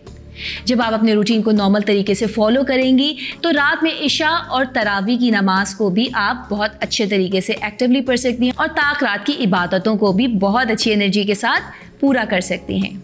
तो ये तो हो गया एक फ़ायदा ग्रीन टी का जो कि आप हासिल कर सकती हैं, लेकिन इसके अलावा भी इसमें बहुत सारे फ़वाइद हैं। ग्रीन टी में मौजूदा फ्लेवोनाइड्स आपके ब्लड प्रेशर को रखेंगे कंट्रोल और साथ में आपके कोलेस्ट्रॉल लेवल को भी हाई होने से बचाएंगे। और जब आपका कोलेस्ट्रॉल लेवल कंट्रोल है, जब आपका ब्लड प्रेशर कंट्रोल है, तो आप दिल की मुहलिक बीमारी से महफूज रहेंगे। जी, दिल का दौरा पड़ जाना या मुख्तलिफ़ किस्म की जो दिल की बीमारियां होती हैं, उनकी मेन वजह होती है कोलेस्ट्रॉल का बढ़ जाना या ब्लड प्रेशर का हाई हो जाना, और वो से आपको महफूज रखेगी ये लिप्टन की ग्रीन टी, क्योंकि इसमें मौजूदा फ्लेवोनाइड्स आपके कोलेस्ट्रॉल को भी कंट्रोल रखेंगे और ब्लड प्रेशर को भी। तो ये हो गया दूसरा फ़ायदा। और साथ में बताती चलूँ कि ग्रीन टी में मौजूदा एंटीऑक्सीडेंट्स आपकी बॉडी के डैमेज सेल्स को रिपेयर करता है, और जब आपकी बॉडी के डैमेज सेल्स रिपेयर होते चले जाएंगे तो आपकी स्किन करेगी शाइन और ग्लो, और साथ में आप महफूज रहेंगे हर किस्म के इन्फेक्शन से भी, वो हो वायरल इन्फेक्शंस या स्टमक इन्फेक्शंस या किसी भी और किस्म के इन्फेक्शंस। और कैंसर के बारे में मैं बताती चलूँ, कैंसर जैसी मुहलिक बीमारी भी डिफरेंट किस्म के इन्फेक्शंस का ही नाम है, जो कि एक सीवियर स्टेज के इन्फेक्शंस को कहते हैं। और ख़ास तौर पे ओसोफेगल कैंसर से भी अपनी हिफाजत में रहेंगे अगर तो आप इस्तेमाल कर रहे हैं लिप्टन की ग्रीन टी। बिल्कुल, और ये तमाम चीज़ों से आप महफूज सिर्फ इसलिए हैं कि लिप्टन टी में मौजूदा एंटीऑक्सीडेंट्स आपकी बॉडी के डैमेज सेल्स को रिपेयर कर रहे होते हैं। एक और मोटिवेशन रमज़ान लेकर आता है इबादत की, और रमज़ान को बेहतरीन तरीके से अवेल करने की एक मोटिवेशन तो होती ही होती है। बहुत सारे लोग इस रमज़ान में हर रमज़ान में प्लान भी करते हैं वेट लॉस करने के लिए, लेकिन वेट लॉस करना सिर्फ रोज़े में जाकर इतना आसान नहीं, क्योंकि जिन लोगों को ये लगता है कि हम रोज़े में वेट लॉस कर जाएंगे, वो बेसिकली सिर्फ 1 से 1.5 kg के रिड्यूस हो जाने को समझते हैं कि हमने रोज़े में वेट रिड्यूस कर लिया, जबकि वो जो 1 से 1.5 kg आपके 10 से 12 दिन में अगर आपको महसूस होता है या आपको नज़र आता है कि वो कम हुए हैं, वो सिर्फ आपका वाटर वेट होता है, जो कि रोज़ा रखने की वजह से, आपकी बॉडी की डिटॉक्सिफिकेशन की वजह से आपकी बॉडी का वाटर वेट कम होता है, तो आपको ऐसा लगता है कि आपकी बॉडी ने वेट रिड्यूस किया, जबकि वो सिर्फ वाटर वेट कम हुआ होता है। दर हकीकत आपका अपना वजन उतना ही रहता है। लेकिन अगर आप ले रहे हैं ग्रीन टी इफ्तार और सहरी में और उसके अलावा भी, तो इसमें मौजूदा कैटेकिन्स आपके फैट को स्टोर होने के साथ साथ आपकी बॉडी के मौजूदा फैट को रिड्यूस करने में भी हेल्प करेंगे। है ना ज़बरदस्ती टिप जो आपको पता नहीं थी? बिल्कुल, अगर आपको फैट रिड्यूस करना है, अगर आपको अपना वेट कम करना है, अगर आप किसी स्पेसिफिक डाइट प्लान पर हैं और आपको अपना फैट बर्न करना है या रिड्यूस करना है, तो बेस्ट आपकी सोर्स बन सकती है ग्रीन टी, क्योंकि इसमें मौजूदा कैटेकिन्स आपको आपके फैट को बर्न करने में और रिड्यूस करने में बहुत अच्छे तरीके से हेल्प करेंगे।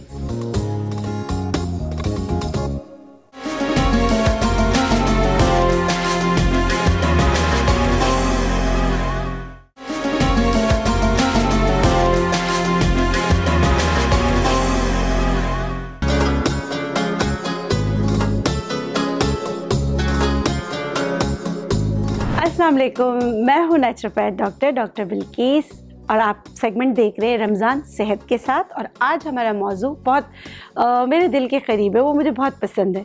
कौन है मुझे पसंद? वैसे तो हर माँ को अपने बच्चे पसंद होते हैं, लेकिन नेचुरोपैथ तो कुछ चीज़ें तो पसंद होंगी ना। तो जो मेरी पसंदीदा चीज़ है उसका नाम है इलायची। वैसे तो मैंने बहुत सारे प्रोग्राम्स किए इलायची पे, लेकिन इलायची, छोटी इलायची, बड़ी इलायची, तो मैं इसको पर्सनली कहती हूँ बड़ी बहन छोटी बहन। आप यकीन करें ये जो 2 बहनें हैं ये आपकी बहुत सारे अमराज में आपकी हेल्प करती हैं। बच्चा पैदा होने के बाद भी जब गैस्ट्रिक प्रॉब्लम वगैरह हो, कुछ भी हो, इलायची एक ऐसी चीज़ है, पहले जो पानदान बनते थे उसकी जिन्नत होती थी, उस पर जो है उसका वर्क चढ़ा के, चांदी का वर्क चढ़ा के रखा जाता था। बहुत ही जो है अच्छी इसकी खुशबू जो है बहुत अच्छी है। आप लोग तो सिर्फ इलायची हो सकता है कि अपने पुलाव में या पान में या चीज़ों में खाते होंगे, मगर इसके तिब्बी इफ़ादियत भी बहुत है। जो ख़वातीन, जो बच्चे ये चाहते हैं कि उनका रंग साफ़ हो तो इलायची उनके लिए बहुत अच्छी है। और इलायची ज़हनी जो है सलाहियत को बढ़ाने में भी आपकी मदद करती है। इलायची जब भी आप लें, आप ये देखिए कि उसके बीज बिल्कुल ब्लैक होने चाहिए, वरना जो उसके बीजों में फंगस लगा हुआ होता है वो इलायची हमारे काम नहीं आती। अब इलायची जो है रमज़ान में आप कैसे इस्तेमाल कर सकते हैं? अगर आपको बहुत ज़्यादा गैसेस का प्रॉब्लम रहता हो, ओबियस रोज़ों में आपको मसाइल होंगे, रमज़ान आपका सही नहीं गुजरेगा, तो सुबह उठ के निहार पेट 1 इलायची ज़रूर चबाएं। छोटी इलायची की बात करी, बड़ी इलायची भी आपकी बहुत हेल्प करेगा। पहले के पुराने ज़मानों में क्या होता था, हर घर में एक जो है निज़ाम हज़म के लिए एक चीज़ बना के रखा जाता था। एक बड़ी इलायची को कूटा जाता था, 20 से 25 पत्ते पुदीने के होते थे, 1 चम्मच सौंफ होता था, इसको है ना 1 लीटर पानी में उबाला जाता था और इसी का कहवा जो है हर घर की जिन्नत होता था। जैसे ही खाना खाया जाए उसके बाद इसको पिलाया जाता था। अभी भी जो मैंने आपको तरकीब बताई है ये बनाइए। इसके बाद आपने क्या करना है, आधा कप आपने ये वाला कहवा लिया, इसमें आधा कप दूध डाल दीजिए। यकीन कीजिए इससे पेट के अमराज और जो बहुत ज़्यादा जो मतलब कि जिन बैड ब्रेथ होती है, जैसे मुंह से स्मेल आती है, उसमें आपको बहुत ज़्यादा फ़ायदा देगा। या जिनके सर में इसलिए दर्द होता है, सर दर्द की वजूहात हैं, लेकिन सर में इसलिए दर्द होता है कि बहुत ज़्यादा गैसेस बनती है, तो आप ये करके देखिएगा, इससे बहुत फ़र्क पड़ेगा। या एक और चीज़ आप इलायची के साथ कर सकते हैं कि आप छोटी इलायची के साथ पिंच अजवाइन और 1 छोटी इलायची को चबा लीजिए। इससे भी जो है आपके गैस्ट्रिक इश्यूज़ जो हैं उसमें फ़र्क पड़ेगा। और आपको पता है अगर सर में दर्द हो या अगर आप चाहते हैं कि आपके बाल बहुत अच्छे हो तो इलायची का तेल भी बनता है। आप जो है इलायची को कूट कर और सरसों के तेल में, इसका मैं आपको रेशियो बता देती हूँ, 25 आपने इलायची लेने हैं और 1 कप आपने सरसों का तेल लेना है या तिल का तेल लेना है। उन दोनों में से जो भी तेल है उसको पहले थोड़ा सा गर्म कीजिए, फिर ठंडा कीजिए। ठंडा नहीं कीजिए, थोड़ा सा गर्म करके, बहुत ज़्यादा गर्म नहीं करना।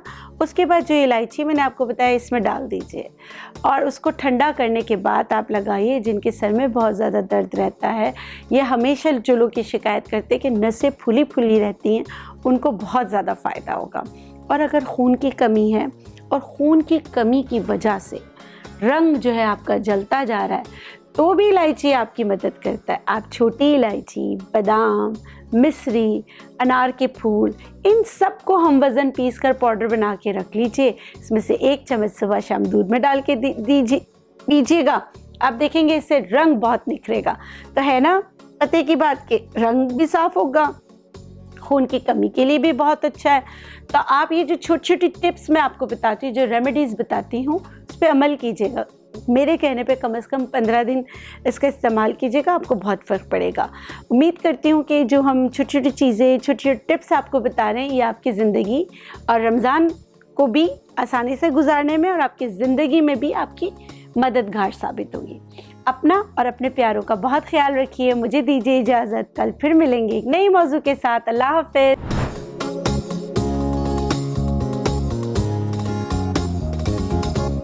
एहसान है रमज़ान।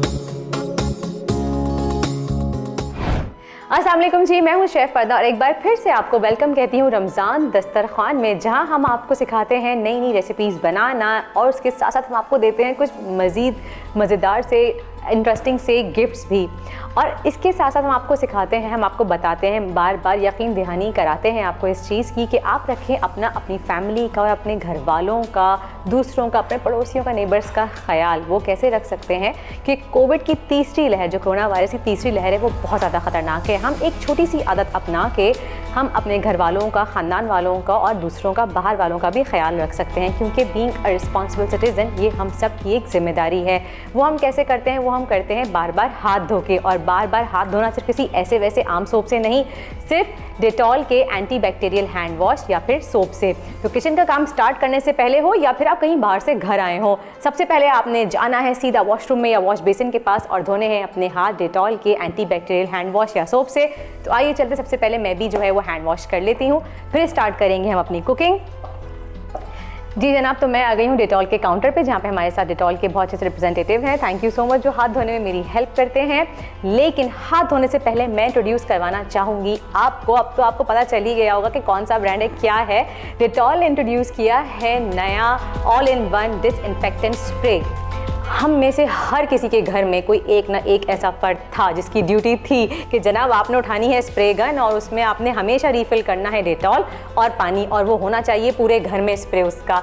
लेकिन अब जनाब किसी की ड्यूटी लगाने की ज़रूरत नहीं है, क्योंकि थैंक्स टू डेटॉल उन्होंने हमें दिया है all in one disinfectant spray, जिसमें आपने सिर्फ करना, इतना मामूली सा काम है, इतनी सी मेहनत है कि आपने करना है इसको शेक, और 20 सेंटीमीटर की दूरी से जो है वो आपने कर देना है इसको इस सरफेस पे जो आप चाहते हैं कि वो डिसइंफेक्टेंट हो जाए, चाहे वो आपकी किचन की सरफेस हो, चाहे वो आपके घर का फर्नीचर हो, चाहे वो बाथरूम के टॉप्स हो या फिर किचन के टॉप्स हो, किचन काउंटर्स हो, आप या फर्नीचर हो, डोर के नॉब्स हो, हैंडल्स हो, कुछ भी हो, आप अपने घर की तमाम चीज़ें, फर्नीचर, टेबल टॉप, सब कुछ जो है वो आप डिसइंफेक्टेंट कर सकते हैं ऑल इन वन डेटॉल के डिसइंफेक्टेंट स्प्रे से। तो जनाब हो गई ना आपकी लाइफ कितनी आसान। और दूसरी बड़ी बात ये कि आपको इसको वाइप ऑफ करने की ज़रूरत भी नहीं है, ये ऑटोमेटिकली जो है वो हवा में एवोपरेट हो जाता है, ड्राई हो जाता है और आपकी सरफेस को जो है वो जरासीम से पाक कर देता है। लेकिन दो चीज़ों का ख्याल आपने लाजमी रखना है। ये प्रोडक्ट जो है ये फ्लेमेबल है, आपने इसको चूल्हे के पास या फिर गर्मी वाली जगह पे नहीं रखना है। स्पेशली अगर आप किचन काउंटर पे यूज़ कर रहे हैं तो कोशिश कीजिए या यकीन दहानी कीजिए इस चीज़ की कि आप कम से कम भी आधे से पौने घंटे यानी कि 30 to 45 मिनट्स तक आप चूल्हा ऑन ना करें, या अगर किचन में चूल्हा जल रहा है तो उसके आसपास आप जो है ये डिसइंफेक्टेंट स्प्रे डेटॉल का ना करें, क्योंकि ये फायर कैच कर सकता है। और उसके साथ यहाँ पे हमारे पास डेटॉल का जो है वो सैनिटाइज़र है, जो आपने बैग में रख सकते हैं, डाइनिंग टेबल पे, लाउंज पे, ड्राइंग रूम में, हर जगह रखें, ताकि जो भी आपके घर में बाहर से गेस्ट आएँ आप उनको इसके ज़रिए आप जो है उनको डिसइंफेक्टेंट कर सकते हैं, जरासीम से पाक कर सकते हैं। लेकिन हैंड सैनिटाइज़र भी आपने किचन में यूज़ नहीं करना, क्योंकि इसमें अल्कोहल होता है और वो भी जो है वो फायर को कैच कर सकता है। तो जनाब अब हम धो लेते हैं अपने हाथ, क्योंकि मैं यहाँ पे यूज़ करने वाली हूँ डेटॉल का एंटी बैक्टीरियल हैंड वॉश। हाथ धोते हुए अक्सर जो है वो हम लोग थोड़े से इरिटेट हो जाते हैं कि जनाब हाथ जो है बार बार धोने से ड्राई हो जाते हैं, लेकिन डेटॉल का अगर आप anti bacterial hand wash use करेंगे तो ये आपके हाथों को ड्राई नहीं करेगा, बल्कि आपके हाथों में नमी रखेगा, आपकी स्किन पे जो है वो सॉफ्ट रहेगा। और जनाब बस एक ही ड्रॉप काफ़ी है डेटॉल का। और अब हम हाथ धो लेते हैं। ये देखिए, हाथ धोने के तरीके से तो आप सब वाकिफ़ हैं, और अगर नहीं तो आई एम श्योर आपके जो बच्चे में हमें देख रहे हैं टेलीविज़न स्क्रीन्स पे उनको पता होगा, और आई एम श्योर वो भी हमारे साथ जो है वो हाथ धो रहे हैं फिंगर्स के पीछे। यस राइट, एग्जैक्टली इस तरह से। यहाँ पे नेल्स को साफ़ करना है हमें, इस तरह से रगड़ के आपस में round and round and round. 20 seconds का ये प्रोसीजर है, बट वील मेक श्योर कि हम जो है वो जर्म्स से जो है वो पाक साफ़ हो जाएंगे हमारे हाथ। And that's it, we are done. और अब हम अपने हाथों को रिंस ऑफ कर लेते हैं। डेटॉल का हैंड वॉश जो है एंटी बैक्टीरियल या फिर एंटी बैक्टीरियल सोप हो, ये हमें ना सिर्फ कोरोना वायरस जरासीम के ख़िलाफ़ जो है वो हमें तहफ़्फ़ुज़ फराहम करता है, बल्कि 100 मुख्तलिफ़ किस्म के जरासीम फैलाने वाले, जो बीमारियाँ फैलाने वाले जरासीम होते हैं, उनसे भी ये हमें तहफ़्फ़ुज़ फराहम करता है और हमारे इर्द गिर्द एक तहफ़्फ़ुज़ का दायरा बना देता है, जिससे हम अपने आप को, अपने घर वालों को, अपने ख़ानदान को और दूसरों को भी जो है वो तहफ़्फ़ुज़ फराहम कर सकते हैं। और हाथ धोने के बाद क्या करना है, हमें यूज़ करना है रोज़ पेटल का अल्ट्रा सॉफ्ट टिशू पेपर, जो कि बहुत ही सॉफ्ट है आपकी स्किन के लिए भी, और जरासीम से लड़ने में, जरासीम से पाक साफ रहने में, बचाने में आपको ये भी हमारी हेल्प इसलिए करता है क्योंकि जब हाथ धोते हैं, हम हाथ धोने के बाद हम रोज़ पेटल का ultra soft tissue paper use करते हैं और फिर उसको डिस्कार्ड कर देते हैं, ताकि उसमें किसी भी किस्म के कोई भी जरासीम ना हो और हमारे हाथ हो जाए 100% जरासीम से पाक। तो हो गए हमारे हाथ साफ। तो आइए चलते हैं अब कुकिंग की तरफ। तो जनाब मैं आ गई हूँ अपने किचन काउंटर पे, और किचन काउंटर पे आने के बाद बताएंगे हम आपको कि आज हम डालडा कलौंजी कनौला ऑयल से कौन सी रेसिपी बना रहे हैं। आज हम बना रहे हैं डालडा कलौंजी कनौला ऑयल से धुआं दही चिकन। आहा, धुआं दही चिकन, यानी कि ये बहुत ही स्मोकी और इसमें क्रीमी और दही शामिल होगा, बहुत ही मसाले होंगे, बहुत ही स्पाइसी होगी और बहुत ही मज़े की बनती है ये रेसिपी। तो आइए स्टार्ट करते हैं। सबसे पहले हमें क्या करना है, मेरे पास है यहाँ पे आधा किलो चिकन। आप चाहें तो आप हड्डी वाली चिकन भी इस्तेमाल कर सकते हैं या आप बोनलेस भी इस्तेमाल कर सकते हैं। मैं यहाँ पे बोनलेस चिकन का इस्तेमाल कर रही हूँ।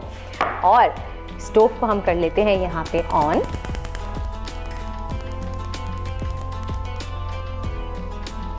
ओके, अच्छा जी, अब मैं इसमें ऐड करूँगी Dalda Kalonji canola oil, around half a cup. ज़्यादा ऑयल नहीं लेंगे इसमें हम। पाकिस्तान का पहला कुकिंग ऑयल है डालडा, जिन्होंने बनाया है डालडा वालों ने, जिसमें कलौंजी की इम्यूनिटी है।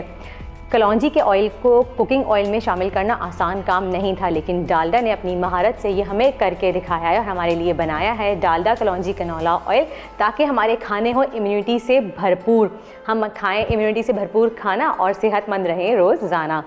तो जनाब अब हम डालते हैं यहाँ पे half a cup Dalda Kalonji canola oil.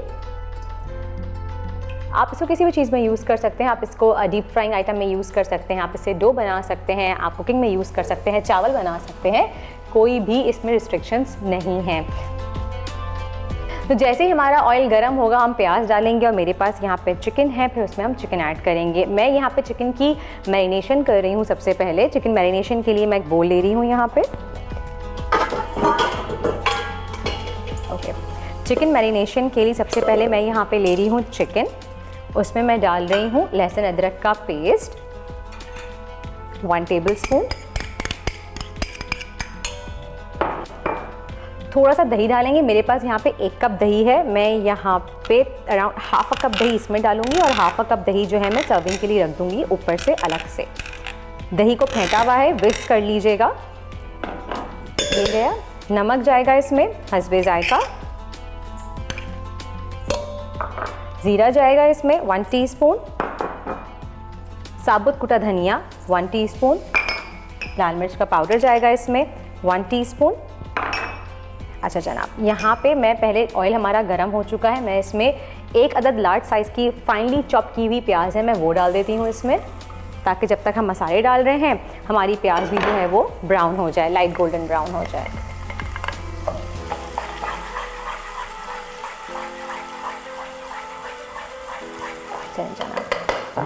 अच्छा जी, तो हम डाल चुके थे लाल मिर्च। अब बारी है हल्दी की। हाफ अ टीस्पून हल्दी डालेंगे हम इसमें। गरम मसाला पाउडर हम इसमें बिल्कुल आखिर में डालेंगे। लेमन जूस दे लेंगे हम इसमें थोड़ा सा 1 टेबलस्पून। और अब इसको करेंगे हम अच्छी तरीके से मिक्स। इसको आपने जो है वो मैरिनेट करके रख देना है अराउंड हाफ एन आवर, आधा घंटे के लिए। हमारे पास टाइम की कमी होती है, हम तो हम डायरेक्टली बना लेंगे, लेकिन आप जो है वो लाजमी इसको मैरिनेट कीजिएगा, उससे फ्लेवर बहुत अच्छा आएगा, क्योंकि तमाम जो इंग्रेडिएंट्स हैं वो चिकन में अब्जॉर्ब हो जाएंगे और एक बहुत अच्छा सा फ्लेवर देंगे इसको। तो जी देखें, ऑलराइट। अच्छा जी, अब चलते हैं हम यहाँ पे अनियन देख लेते हैं। अनियन जैसे ही हमारी लाइट गोल्डन ब्राउन होगी, इसमें जो है वो चिकन ऐड कर देनी है। जब तक हमारी प्याज गोल्डन ब्राउन होती है आप जाके लीजिए एक छोटा सा ब्रेक, लेकिन कहीं जाइएगा नहीं, क्योंकि बहुत ही मज़े की रेसिपी बन रही है आज। मिलते हैं एक ब्रेक के बाद। एहसान है रमज़ान।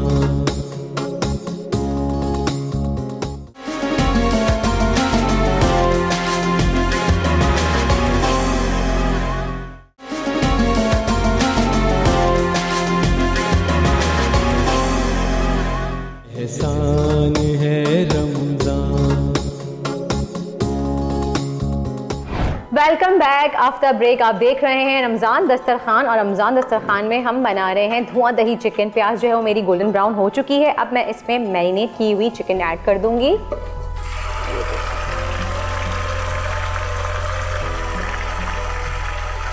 ये इसमें हमने ऐड कर दी मैरिनेट की हुई चिकन। अब इसकी हम करेंगे अच्छे से भुनाई। इसको हमने बहुत अच्छे से भूनना है। जनाब मैं दोबारा रिपीट करना चाह रही हूँ कि अब मेरे पास यहाँ पे टाइम की कमी है, टाइम नहीं है, तो इसलिए मैंने इसको मैरिनेट करने के लिए नहीं रखा। लेकिन आप जब घर में बनाएं तो लाजमी इसको मैरिनेट कीजिएगा आधे 1 घंटे के लिए, ताकि चिकन में तमाम फ्लेवर्स जो हैं वो अच्छे से अब्जॉर्ब हो जाएं और फ्लेवर बहुत अच्छा सा आ जाए। चलें जी, थोड़ा चिकन को हम भून लेंगे। जब इसका कलर चेंज हो जाएगा तो थोड़ा सा पानी ऐड करके हम इसमें जो है वो इसको गलने के लिए रख देंगे। बल्कि अभी यहाँ पे ये देखिए चिकन अपना पानी छोड़ेगी। मैं यहाँ पे इसमें लिड लगा के इसको रख रही हूँ, कवर कर रही हूँ। मैं यहाँ पे चूल्हा चेंज कर लेती हूँ, इसको इधर ले लेते हैं।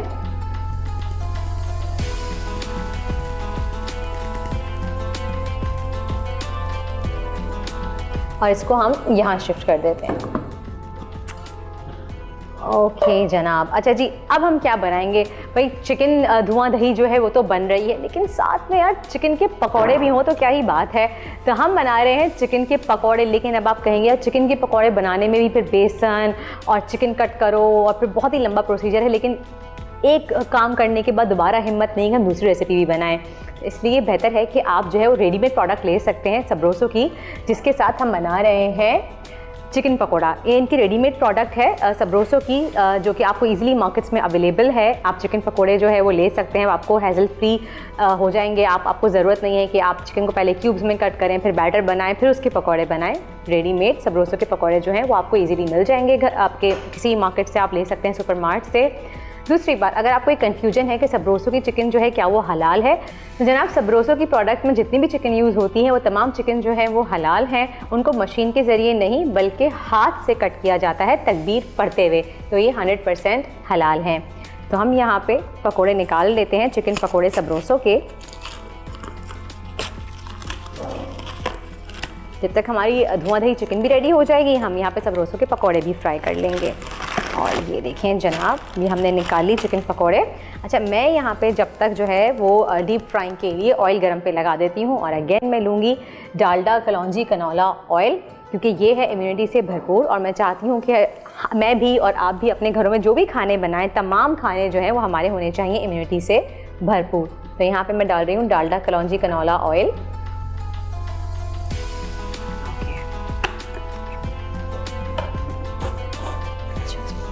मीनवाइल हम चिकन चेक कर लेते हैं कि चिकन का क्या कहाँ तक पहुँची। ये देखें चिकन ने ऑलरेडी पानी भी छोड़ दिया है और ये इसी में गल भी जाएगी। इसको अब हम थोड़ा सा अच्छे तरीके से भून लेंगे ताकि इसका कच्चापन ख़त्म हो जाए और चिकन इसमें गल भी जाए। चलें जनाब, ये हो गया। अच्छा, अब यहाँ पे मेरे पास है 1 अदद कोयला जो मैं रख रही हूँ यहाँ पे, ताकि कोयला दहक जाए, क्योंकि धुआं दही चिकन है तो हम इसमें कोयले का धुआं जो है वो लाजमी देंगे। इसको हम कट कर लेते हैं। सबरोसो के चिकन पकोड़े ये हो गए जनाब। इसको मैं एक प्लेटर में निकाल लेती हूँ। ये देखिए, सबरोसो की और बहुत सी रेडीमेड प्रोडक्ट्स हैं जो मार्केट में अवेलेबल हैं। इनकी जो बेस्ट सेलिंग प्रोडक्ट चल रही है आजकल, बहुत ही फेमस है, जो कि पाकिस्तान में पहली बार उन्होंने इंट्रोड्यूस करवाई है, जो कि है इनकी चिकन कचौरी। वो भी हम बना चुके हैं अपने शो पे, बहुत ही मज़े की होती है और आप ज़रूर ट्राई कीजिएगा। इसके अलावा इनके चिकन फ्राइज़ हैं, चिकन पॉपर्स हैं और भी बहुत से रेडीमेड प्रोडक्ट्स हैं जो इफ्तार में या स्नैक्स के तौर पर आप ईज़िली जो है वो खा सकते हैं, या रमज़ान के बाद भी आप जो है वो टी टाइम पर सर्व कर सकते हैं अपने गेस्ट के सामने। और जैसे ही ऑयल गर्म होता है हम चिकन पकौड़े जो है वो फ्राई कर लेंगे। फिर जनाब चिकन का जो है वो पानी आहिस्ता आहिस्ता खुश्क हो रहा है, बिल्कुल ड्राई हो रहा है। मैंने इसमें जो है वो पानी एक्स्ट्रा ऐड नहीं किया था, क्योंकि दही ने भी अपना पानी छोड़ा है, चिकन ने भी पानी छोड़ा है, तो चिकन उसी में ही गल जाएगी।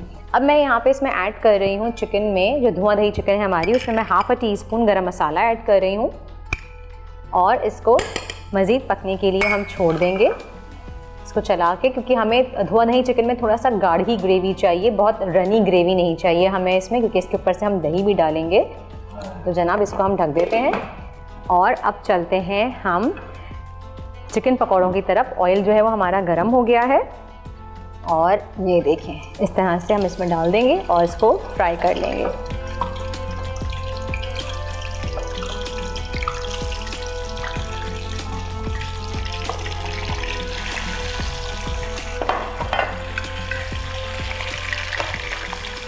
सबरोसो के चिकन पकौड़े जो हैं वो हम फ्राई कर रहे हैं एज ए साइड प्लेटर। इफ्तार में आप जो है वो इसको यूज़ कर सकते हैं और दोनों साइड से हमने इसको लाइट गोल्डन ब्राउन सा कलर देना है और फिर हमने इसको जो है वो डिश आउट कर लेना है, लेकिन हमें निकालना है इसको ज़ूप की शीट पे, क्योंकि वो करती है अब्जॉर्ब अप टू 260 कैलोरीज़। कि आजकल हर कोई जो है वो हेल्थ कॉन्शियस हो गया है, हेल्थ के बारे में सोचते हैं, कुछ भी खाएं तो या कुछ पकाएं तो सबसे पहले हम सोचते हैं अपनी हेल्थ के बारे में, अपनी हेल्थ का ख्याल रखते हैं।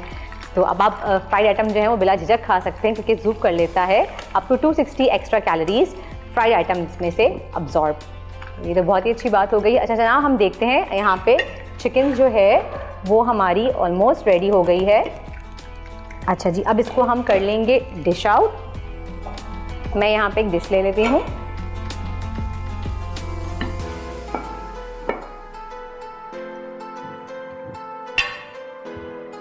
थोड़ा सा इसमें है और पानी ऐड, थोड़ा सा इसको हम मज़ीद ड्राई करेंगे। जब तक हमारे पकोड़े हो जाएंगे चिकन फ्राई, तब तक हमारी चिकन भी जो है वो हो जाएगी रेडी।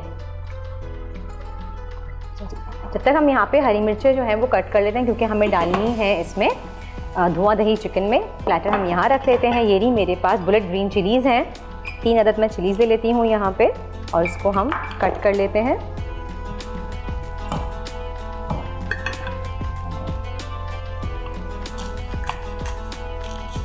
ये ले ली।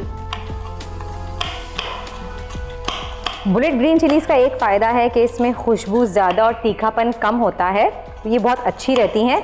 वरना अगर आप बारीक मिर्चें यूज़ करते हैं तो उससे क्या होता है कि आप एक आध मिर्च भी डालें तो आपका भाई मसाले का जो टेस्ट होता है, फ्लेवर होता है, सब अनबैलेंस्ड हो जाता है।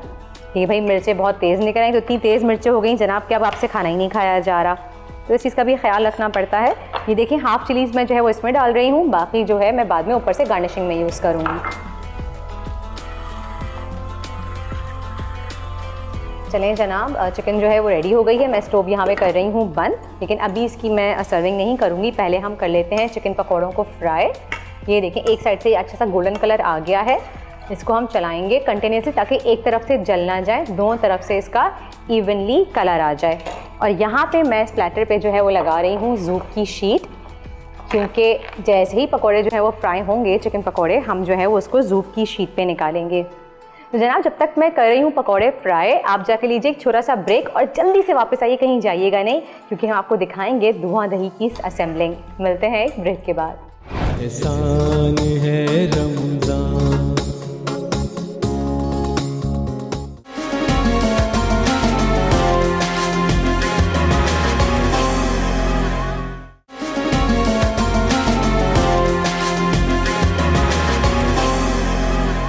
एहसान है रमज़ान। जी जनाब, welcome back after the break. और इस वक्त स्टूडियो जो है वो महक रहा है, एक तो चिकन पकौड़ों की खुशबू से और दूसरा धुआं दही चिकन की खुशबू से, और कोयले की खुशबू भी आना शुरू हो गई। और ये देखिए सबरोसो के चिकन पकौड़े जो हैं वो रेडी हैं। आप देखिए कितना ज़बरदस्त गोल्डन ब्राउन कलर आया है इनका। और इसको मैं निकाल रही हूँ ज़ूप की शीट पे, ताकि इसमें हो जाए अप टू 260 जो है वो एक्स्ट्रा कैलोरीज जो है वो ज़ूप की शीट अब्जॉर्ब कर ले। ये देखिए हम सारे पकौड़े जो है वो इसमें निकाल लेंगे।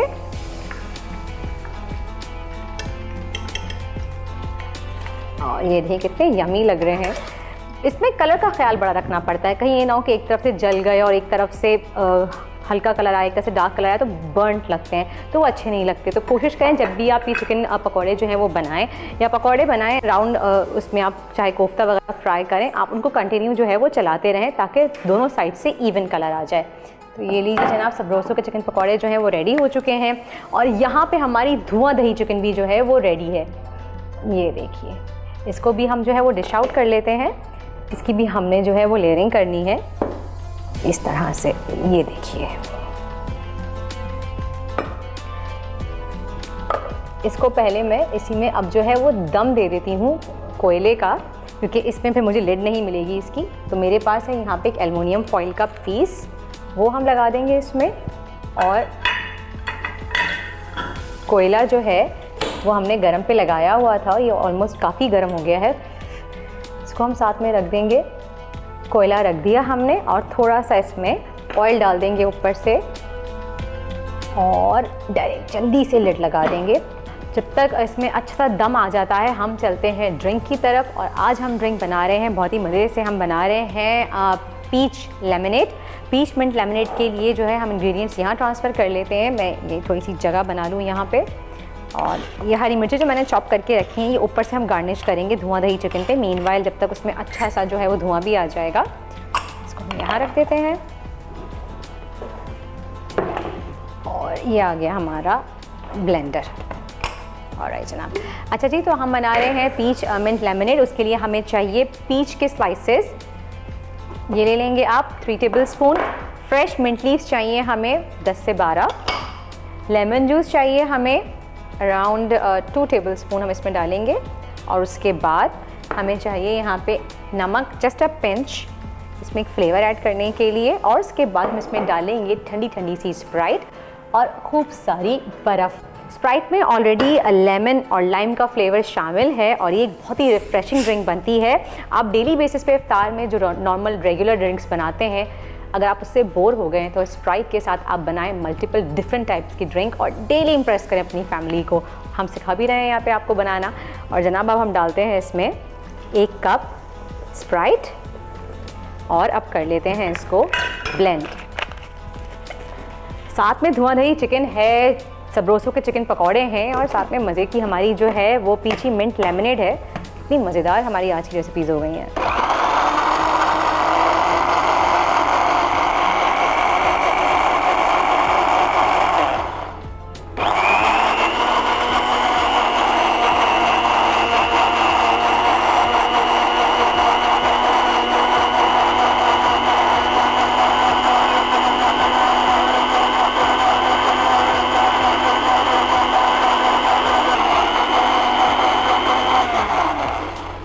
चलें जनाब, ये हो गया है ब्लेंड अच्छी तरीके से। आपने इसको बहुत अच्छे से ब्लेंड करना है कि पीचेस के चंक्स जो हैं वो ना रह जाएं, प्रॉपर ये अच्छे से ब्लेंड हो जाए।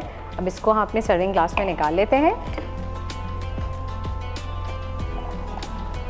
और ये देखिए एक एक मज़ेदार सी रिफ्रेशिंग ड्रिंक जो है वो रेडी हो गई है। और इसको हम यहाँ पे रख देते हैं। There you go. अच्छा, इसको वापस रख लेते हैं यहाँ पे।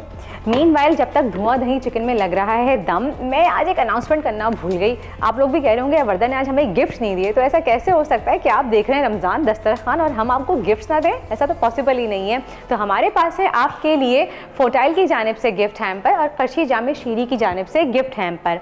तो आइए अब चलते हैं धुआं दही चिकन की तरफ। तो धुआं दही चिकन में जो है वो कोयले का दम, हा क्या धुआं निकला है, दम जो है वो आ चुका है। ये देखिए मैं कोयला यहाँ पे हटा के रख देती हूँ फॉइल के साथ। और अब हम जो है वो प्लेटर में, जिस प्लेटर में आपको सर्विंग कर दी है उसी में आप जो है वो चिकन निकाल लीजिए।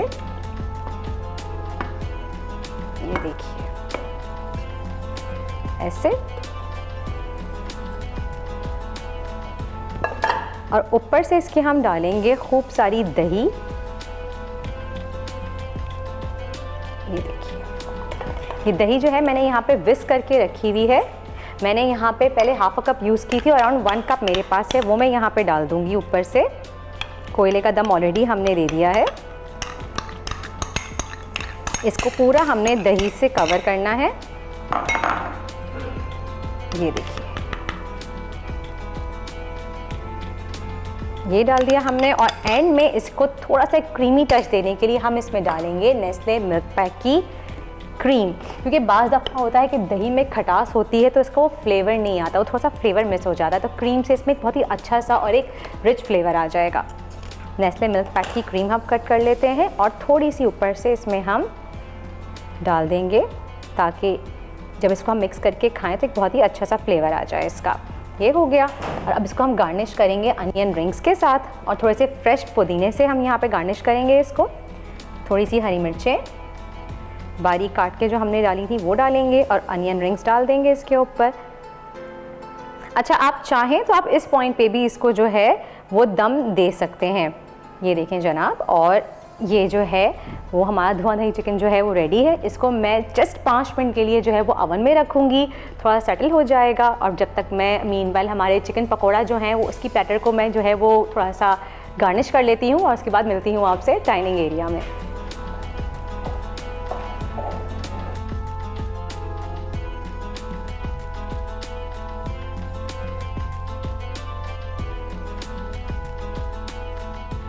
जी जनाब, तो welcome to the dining area. और आप देख सकते हैं हमारे सामने हमारी जो है वो तीनों रेसिपीज़ मौजूद हैं। धुआं दही चिकन मज़ेदार सी, और सबरोसो के फ्राइड चिकन पकौड़ाज, और हमारी जो है वो पीच मिंट लेमनेड भी रेडी है। और डाइनिंग टेबल पे सबसे पहले बैठ के हम क्या करते हैं? सबसे पहले हम करते हैं हमारे हाथों को जरासीम से पाक, क्योंकि हमें महफूज रखना है ख़ुद को और हमारी फैमिली को कोविड जैसी मुहलिक बीमारी से। तो सबसे पहले मैं यहाँ पे यूज़ करूँगी डेटॉल का हैंड सैनिटाइज़र, क्योंकि डेटॉल की तमाम प्रोडक्ट्स हैं एंटी बैक्टीरियल, चाहे वो इनका हैंड वॉश हो, चाहे वो इनका सोप हो। ये हमें देता है कोरोना के ख़िलाफ़ एक तहफ़्फ़ुज़ देता है, और ना सिर्फ कोरोना के ख़िलाफ़ बल्कि 100 मुख्तलिफ़ बीमारियां फैलाने वाले जरासीम से भी हमें तहफ़्फ़ुज़ फराहम करता है। तो अगर हमें छोटी छोटी आदतें अपना लेते हैं अपनी लाइफ में, तो हम अपने इर्द गिर्द अपनी सराउंडिंग्स में एक अच्छाई का एक छोटा सा दायरा बना सकते हैं तहफ़्फ़ुज़ का, जिसके ज़रिए हम ख़ुद को, हमारी फैमिली को, हमारे ख़ानदान को और नेबर्स को और दूसरों को भी, अपने दोस्तों को, अपने अहबाबों को जो है वो महफूज रख सकते हैं कोरोना वायरस जैसी ख़तरनाक बीमारी से। तो इसी के साथ ही जो है वो आज का एपिसोड होता है ख़त्म। फिर मिलूँगी आपसे कल एक नई रेसिपी के साथ नए एपिसोड में सेम टाइम पे। टिल देन अपना बहुत बहुत ख्याल रखिएगा, दुआ में मुझे और मेरी टीम को याद रखिएगा। अल्लाह हाफ़िज़। एहसान है रमज़ान।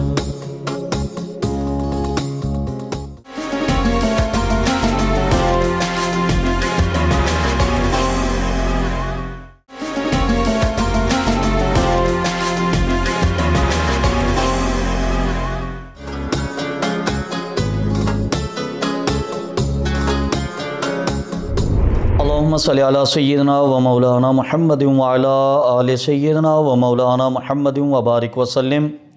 रब्बि इन्नी मग़लूबुन फ़ंतसिर, रब्बि इन्नी मग़लूबुन फ़ंतसिर, रब्बि इन्नी मग़लूबुन फ़ंतसिर। या रब्बुल आलमीन, अपनी रहमत कामिला के सदक़े हम बहुत आजिज़ हैं, हम बहुत गुनाहगार हैं। अपनी रहमत कामिला के सदक़े हमें दुश्मनों के शर से पनाह अता फ़रमा। या रब्बुल आलमीन, हमें हासिदीन के हसद से पनाह अता फ़रमा। अल्लाह, हमें शरीरों के शर से पनाह अता फ़रमा। अल्लाह, आलम इस्लाम पर अपनी रहमतों का नुज़ूल फ़रमा, आलम इस्लाम की हिफाजत फ़रमा। बिलख़ुसूस या रब्बुल आलमीन, हमारे मुल्क पाकिस्तान की हिफाजत फ़रमा। या रब्बुल आलमीन, मुल्क पाकिस्तान को कामयाबियाँ अता फ़रमा। या रब्बुल आलमीन, अपनी रहमत के सदक़े हमें उरूज अता फ़रमा। या रब्बुल आलमीन, हमें ज़वाल से पनाह अता फ़रमा। या रब्बुल आलमीन, हमारे हाज़रीन, हमारे नाज़रीन जो जो बीमार हैं, अपनी रहमत कामिला के सदक़े तमाम को बीमारी से शिफा याबी अता फ़रमा। इन्नमा अश्कू बस्ती व हुज़्नी इलल्लाह। अल्लाह, हम अपनी बीमारियों को तेरी बारगाह में पेश करते हैं, तू शिफा याबी अता फ़रमा। अल्लाह, हम अपने गमों को तेरी बारगाह में पेश करते हैं, तू गमों से निजात अता फ़रमा, हमें राहतें अता फ़रमा। अल्लाह, हमें सुकून अता फ़रमा। अल्लाह, हमें खुशगवार ज़िंदगी अता फ़रमा। या रब्बुल आलमीन, अपनी रहमत कामिला के सदक़े रमज़ानुल मुबारक की बाबरकत घड़ियों में हम पर अपनी रहमतों का नुज़ूल फ़रमा। या रब्बुल आलमीन, रमज़ानुल मुबारक की बाबरकत घड़ियों में हमें भरपूर अंदाज में इबादत की तौफ़ीक़ अता फ़रमा। या रब्बुल आलमीन, हमें 5 वक्त नमाज़ें अदा करने की तौफ़ीक़ अता फ़रमा। या रब्बुल आलमीन, हमें नवाफ़िल अदा करने की तौफ़ीक़ अता फ़रमा। कसरत से कुरान पाक की तिलावत की तौफ़ीक़ अता फ़रमा। या रब्बुल आलमीन, कुरान पाक को समझ कर पढ़ने की तौफ़ीक़ अता फ़रमा। या रब्बुल आलमीन, कुरान पाक की तालीमात पर अमल करने की तौफ़ीक़ अता फ़रमा। या रब्बुल आलमीन, हमें अपनी नस्ल को इस्लाम की शरीयत की और नबी पाक सल्लल्लाहु अलैहि वसल्लम की सुन्नत मुबारका की तालीमात की रोशनी में इस्लाह करने की तौफ़ीक़ अता फ़रमा। ऐ रब्बे ज़ुल जलाल, अपनी रहमत कामिला के सदक़े नौजवान नस्ल को इस्लाम की तरफ रग़बत अता फ़रमा। या रब्बुल आलमीन, अपनी रहमत कामिला के सदक़े नौजवान नस्ल को बुज़ुर्गों का एहतराम करने की तौफ़ीक़ अता फ़रमा। बुज़ुर्गों के साथ अदब से, मोहब्बत से, अक़ीदत से पेश आने की तौफ़ीक़ अता फ़रमा। और बड़ों को अपने बच्चों के तमाम हुकूक बर वक्त सही अंदाज में अदा करने की तौफ़ीक़ अता फ़रमा। या रब्बुल आलमीन, अपनी रहमत कामिला के सदक़े दीन, दुनिया और आखिरत की सआदतें अता फ़रमा। या रब्बुल आलमीन, जो हमने मांगा वो हमारे मांगने से अता फ़रमा, जो नहीं मांग सके वो अपने फ़ज़ल के सदक़े अता फ़रमा। या रब्बुल आलमीन, तो हमारी ज़रूरियात को हमसे बेहतर समझता है, तो हमारी हाजात को हमसे बेहतर समझता है। अल्लाह, तो हमें वो अता फ़रमा जो हमारे लिए बेहतर हो। या रहमान राहिमीन, मौला, दुनिया में अपनी रज़ा में राज़ी रहने की तौफ़ीक़ अता फ़रमा। या रब्बुल आलमीन अपनी अता पर सब्र और शुक्र अदा करने की तौफीक अता फ़रमा, हमें नाशुक्री से पनाह अता फ़रमा। या रब्बुल आलमीन हमें झूठ से पनाह अता फ़रमा, हमें ग़ीबत से पनाह अता फ़रमा, हमें चुगली से पनाह अता फ़रमा, सगीरा व कबीरा गुनाहों से महफूज फ़रमा। और या रब्बुल आलमीन नबी पाक सल्लल्लाहु अलैहि वसल्लम की तमाम सुन्नतों को अपनाने की तौफीक अता फ़रमा। या रब्बुल आलमीन शरीयत पर इस्तिक़ामत से अमल करने की तौफीक अता फ़रमा। बिलखुसूस या रब्बुल आलमीन हमें दीन दुनिया और आखिरत की भलाइयाँ अता फ़रमा। या रब्बुल आलमीन हमें मग़फ़िरत हासिल करने की तौफीक अता फ़रमा, हम पर अपनी मग़फ़िरतों की, अपनी रहमतों की बारिश नाजिल फ़रमा। या रब्बुल आलमीन जो हमने मांगा वो हमारे मांगने से अता फ़रमा, और जो नहीं मांग सके वो अपने फ़ज़ल के सदक़े अता फ़रमा। इन्नल्लाह व मलाइकतहु युसल्लूना अलन नबिश या अय्युहल्लज़ीना आमनू सल्लु अलैहि व सल्लिमू तस्लीमा। अल्लाहुम्मा सल्लि अला सय्यिदना व मौलाना मुहम्मदिन व अला आलि सय्यिदना व मौलाना मुहम्मदिन व बारिक व सल्लिम। सुब्हाना रब्बिका रब्बिल इज़्ज़ति अम्मा यसिफून व सलामुन अलल मुरसलीन वल्हम्दुलिल्लाहि रब्बिल आलमीन। ला इलाहा इल्लल्लाह मुहम्मदुर रसूलुल्लाह।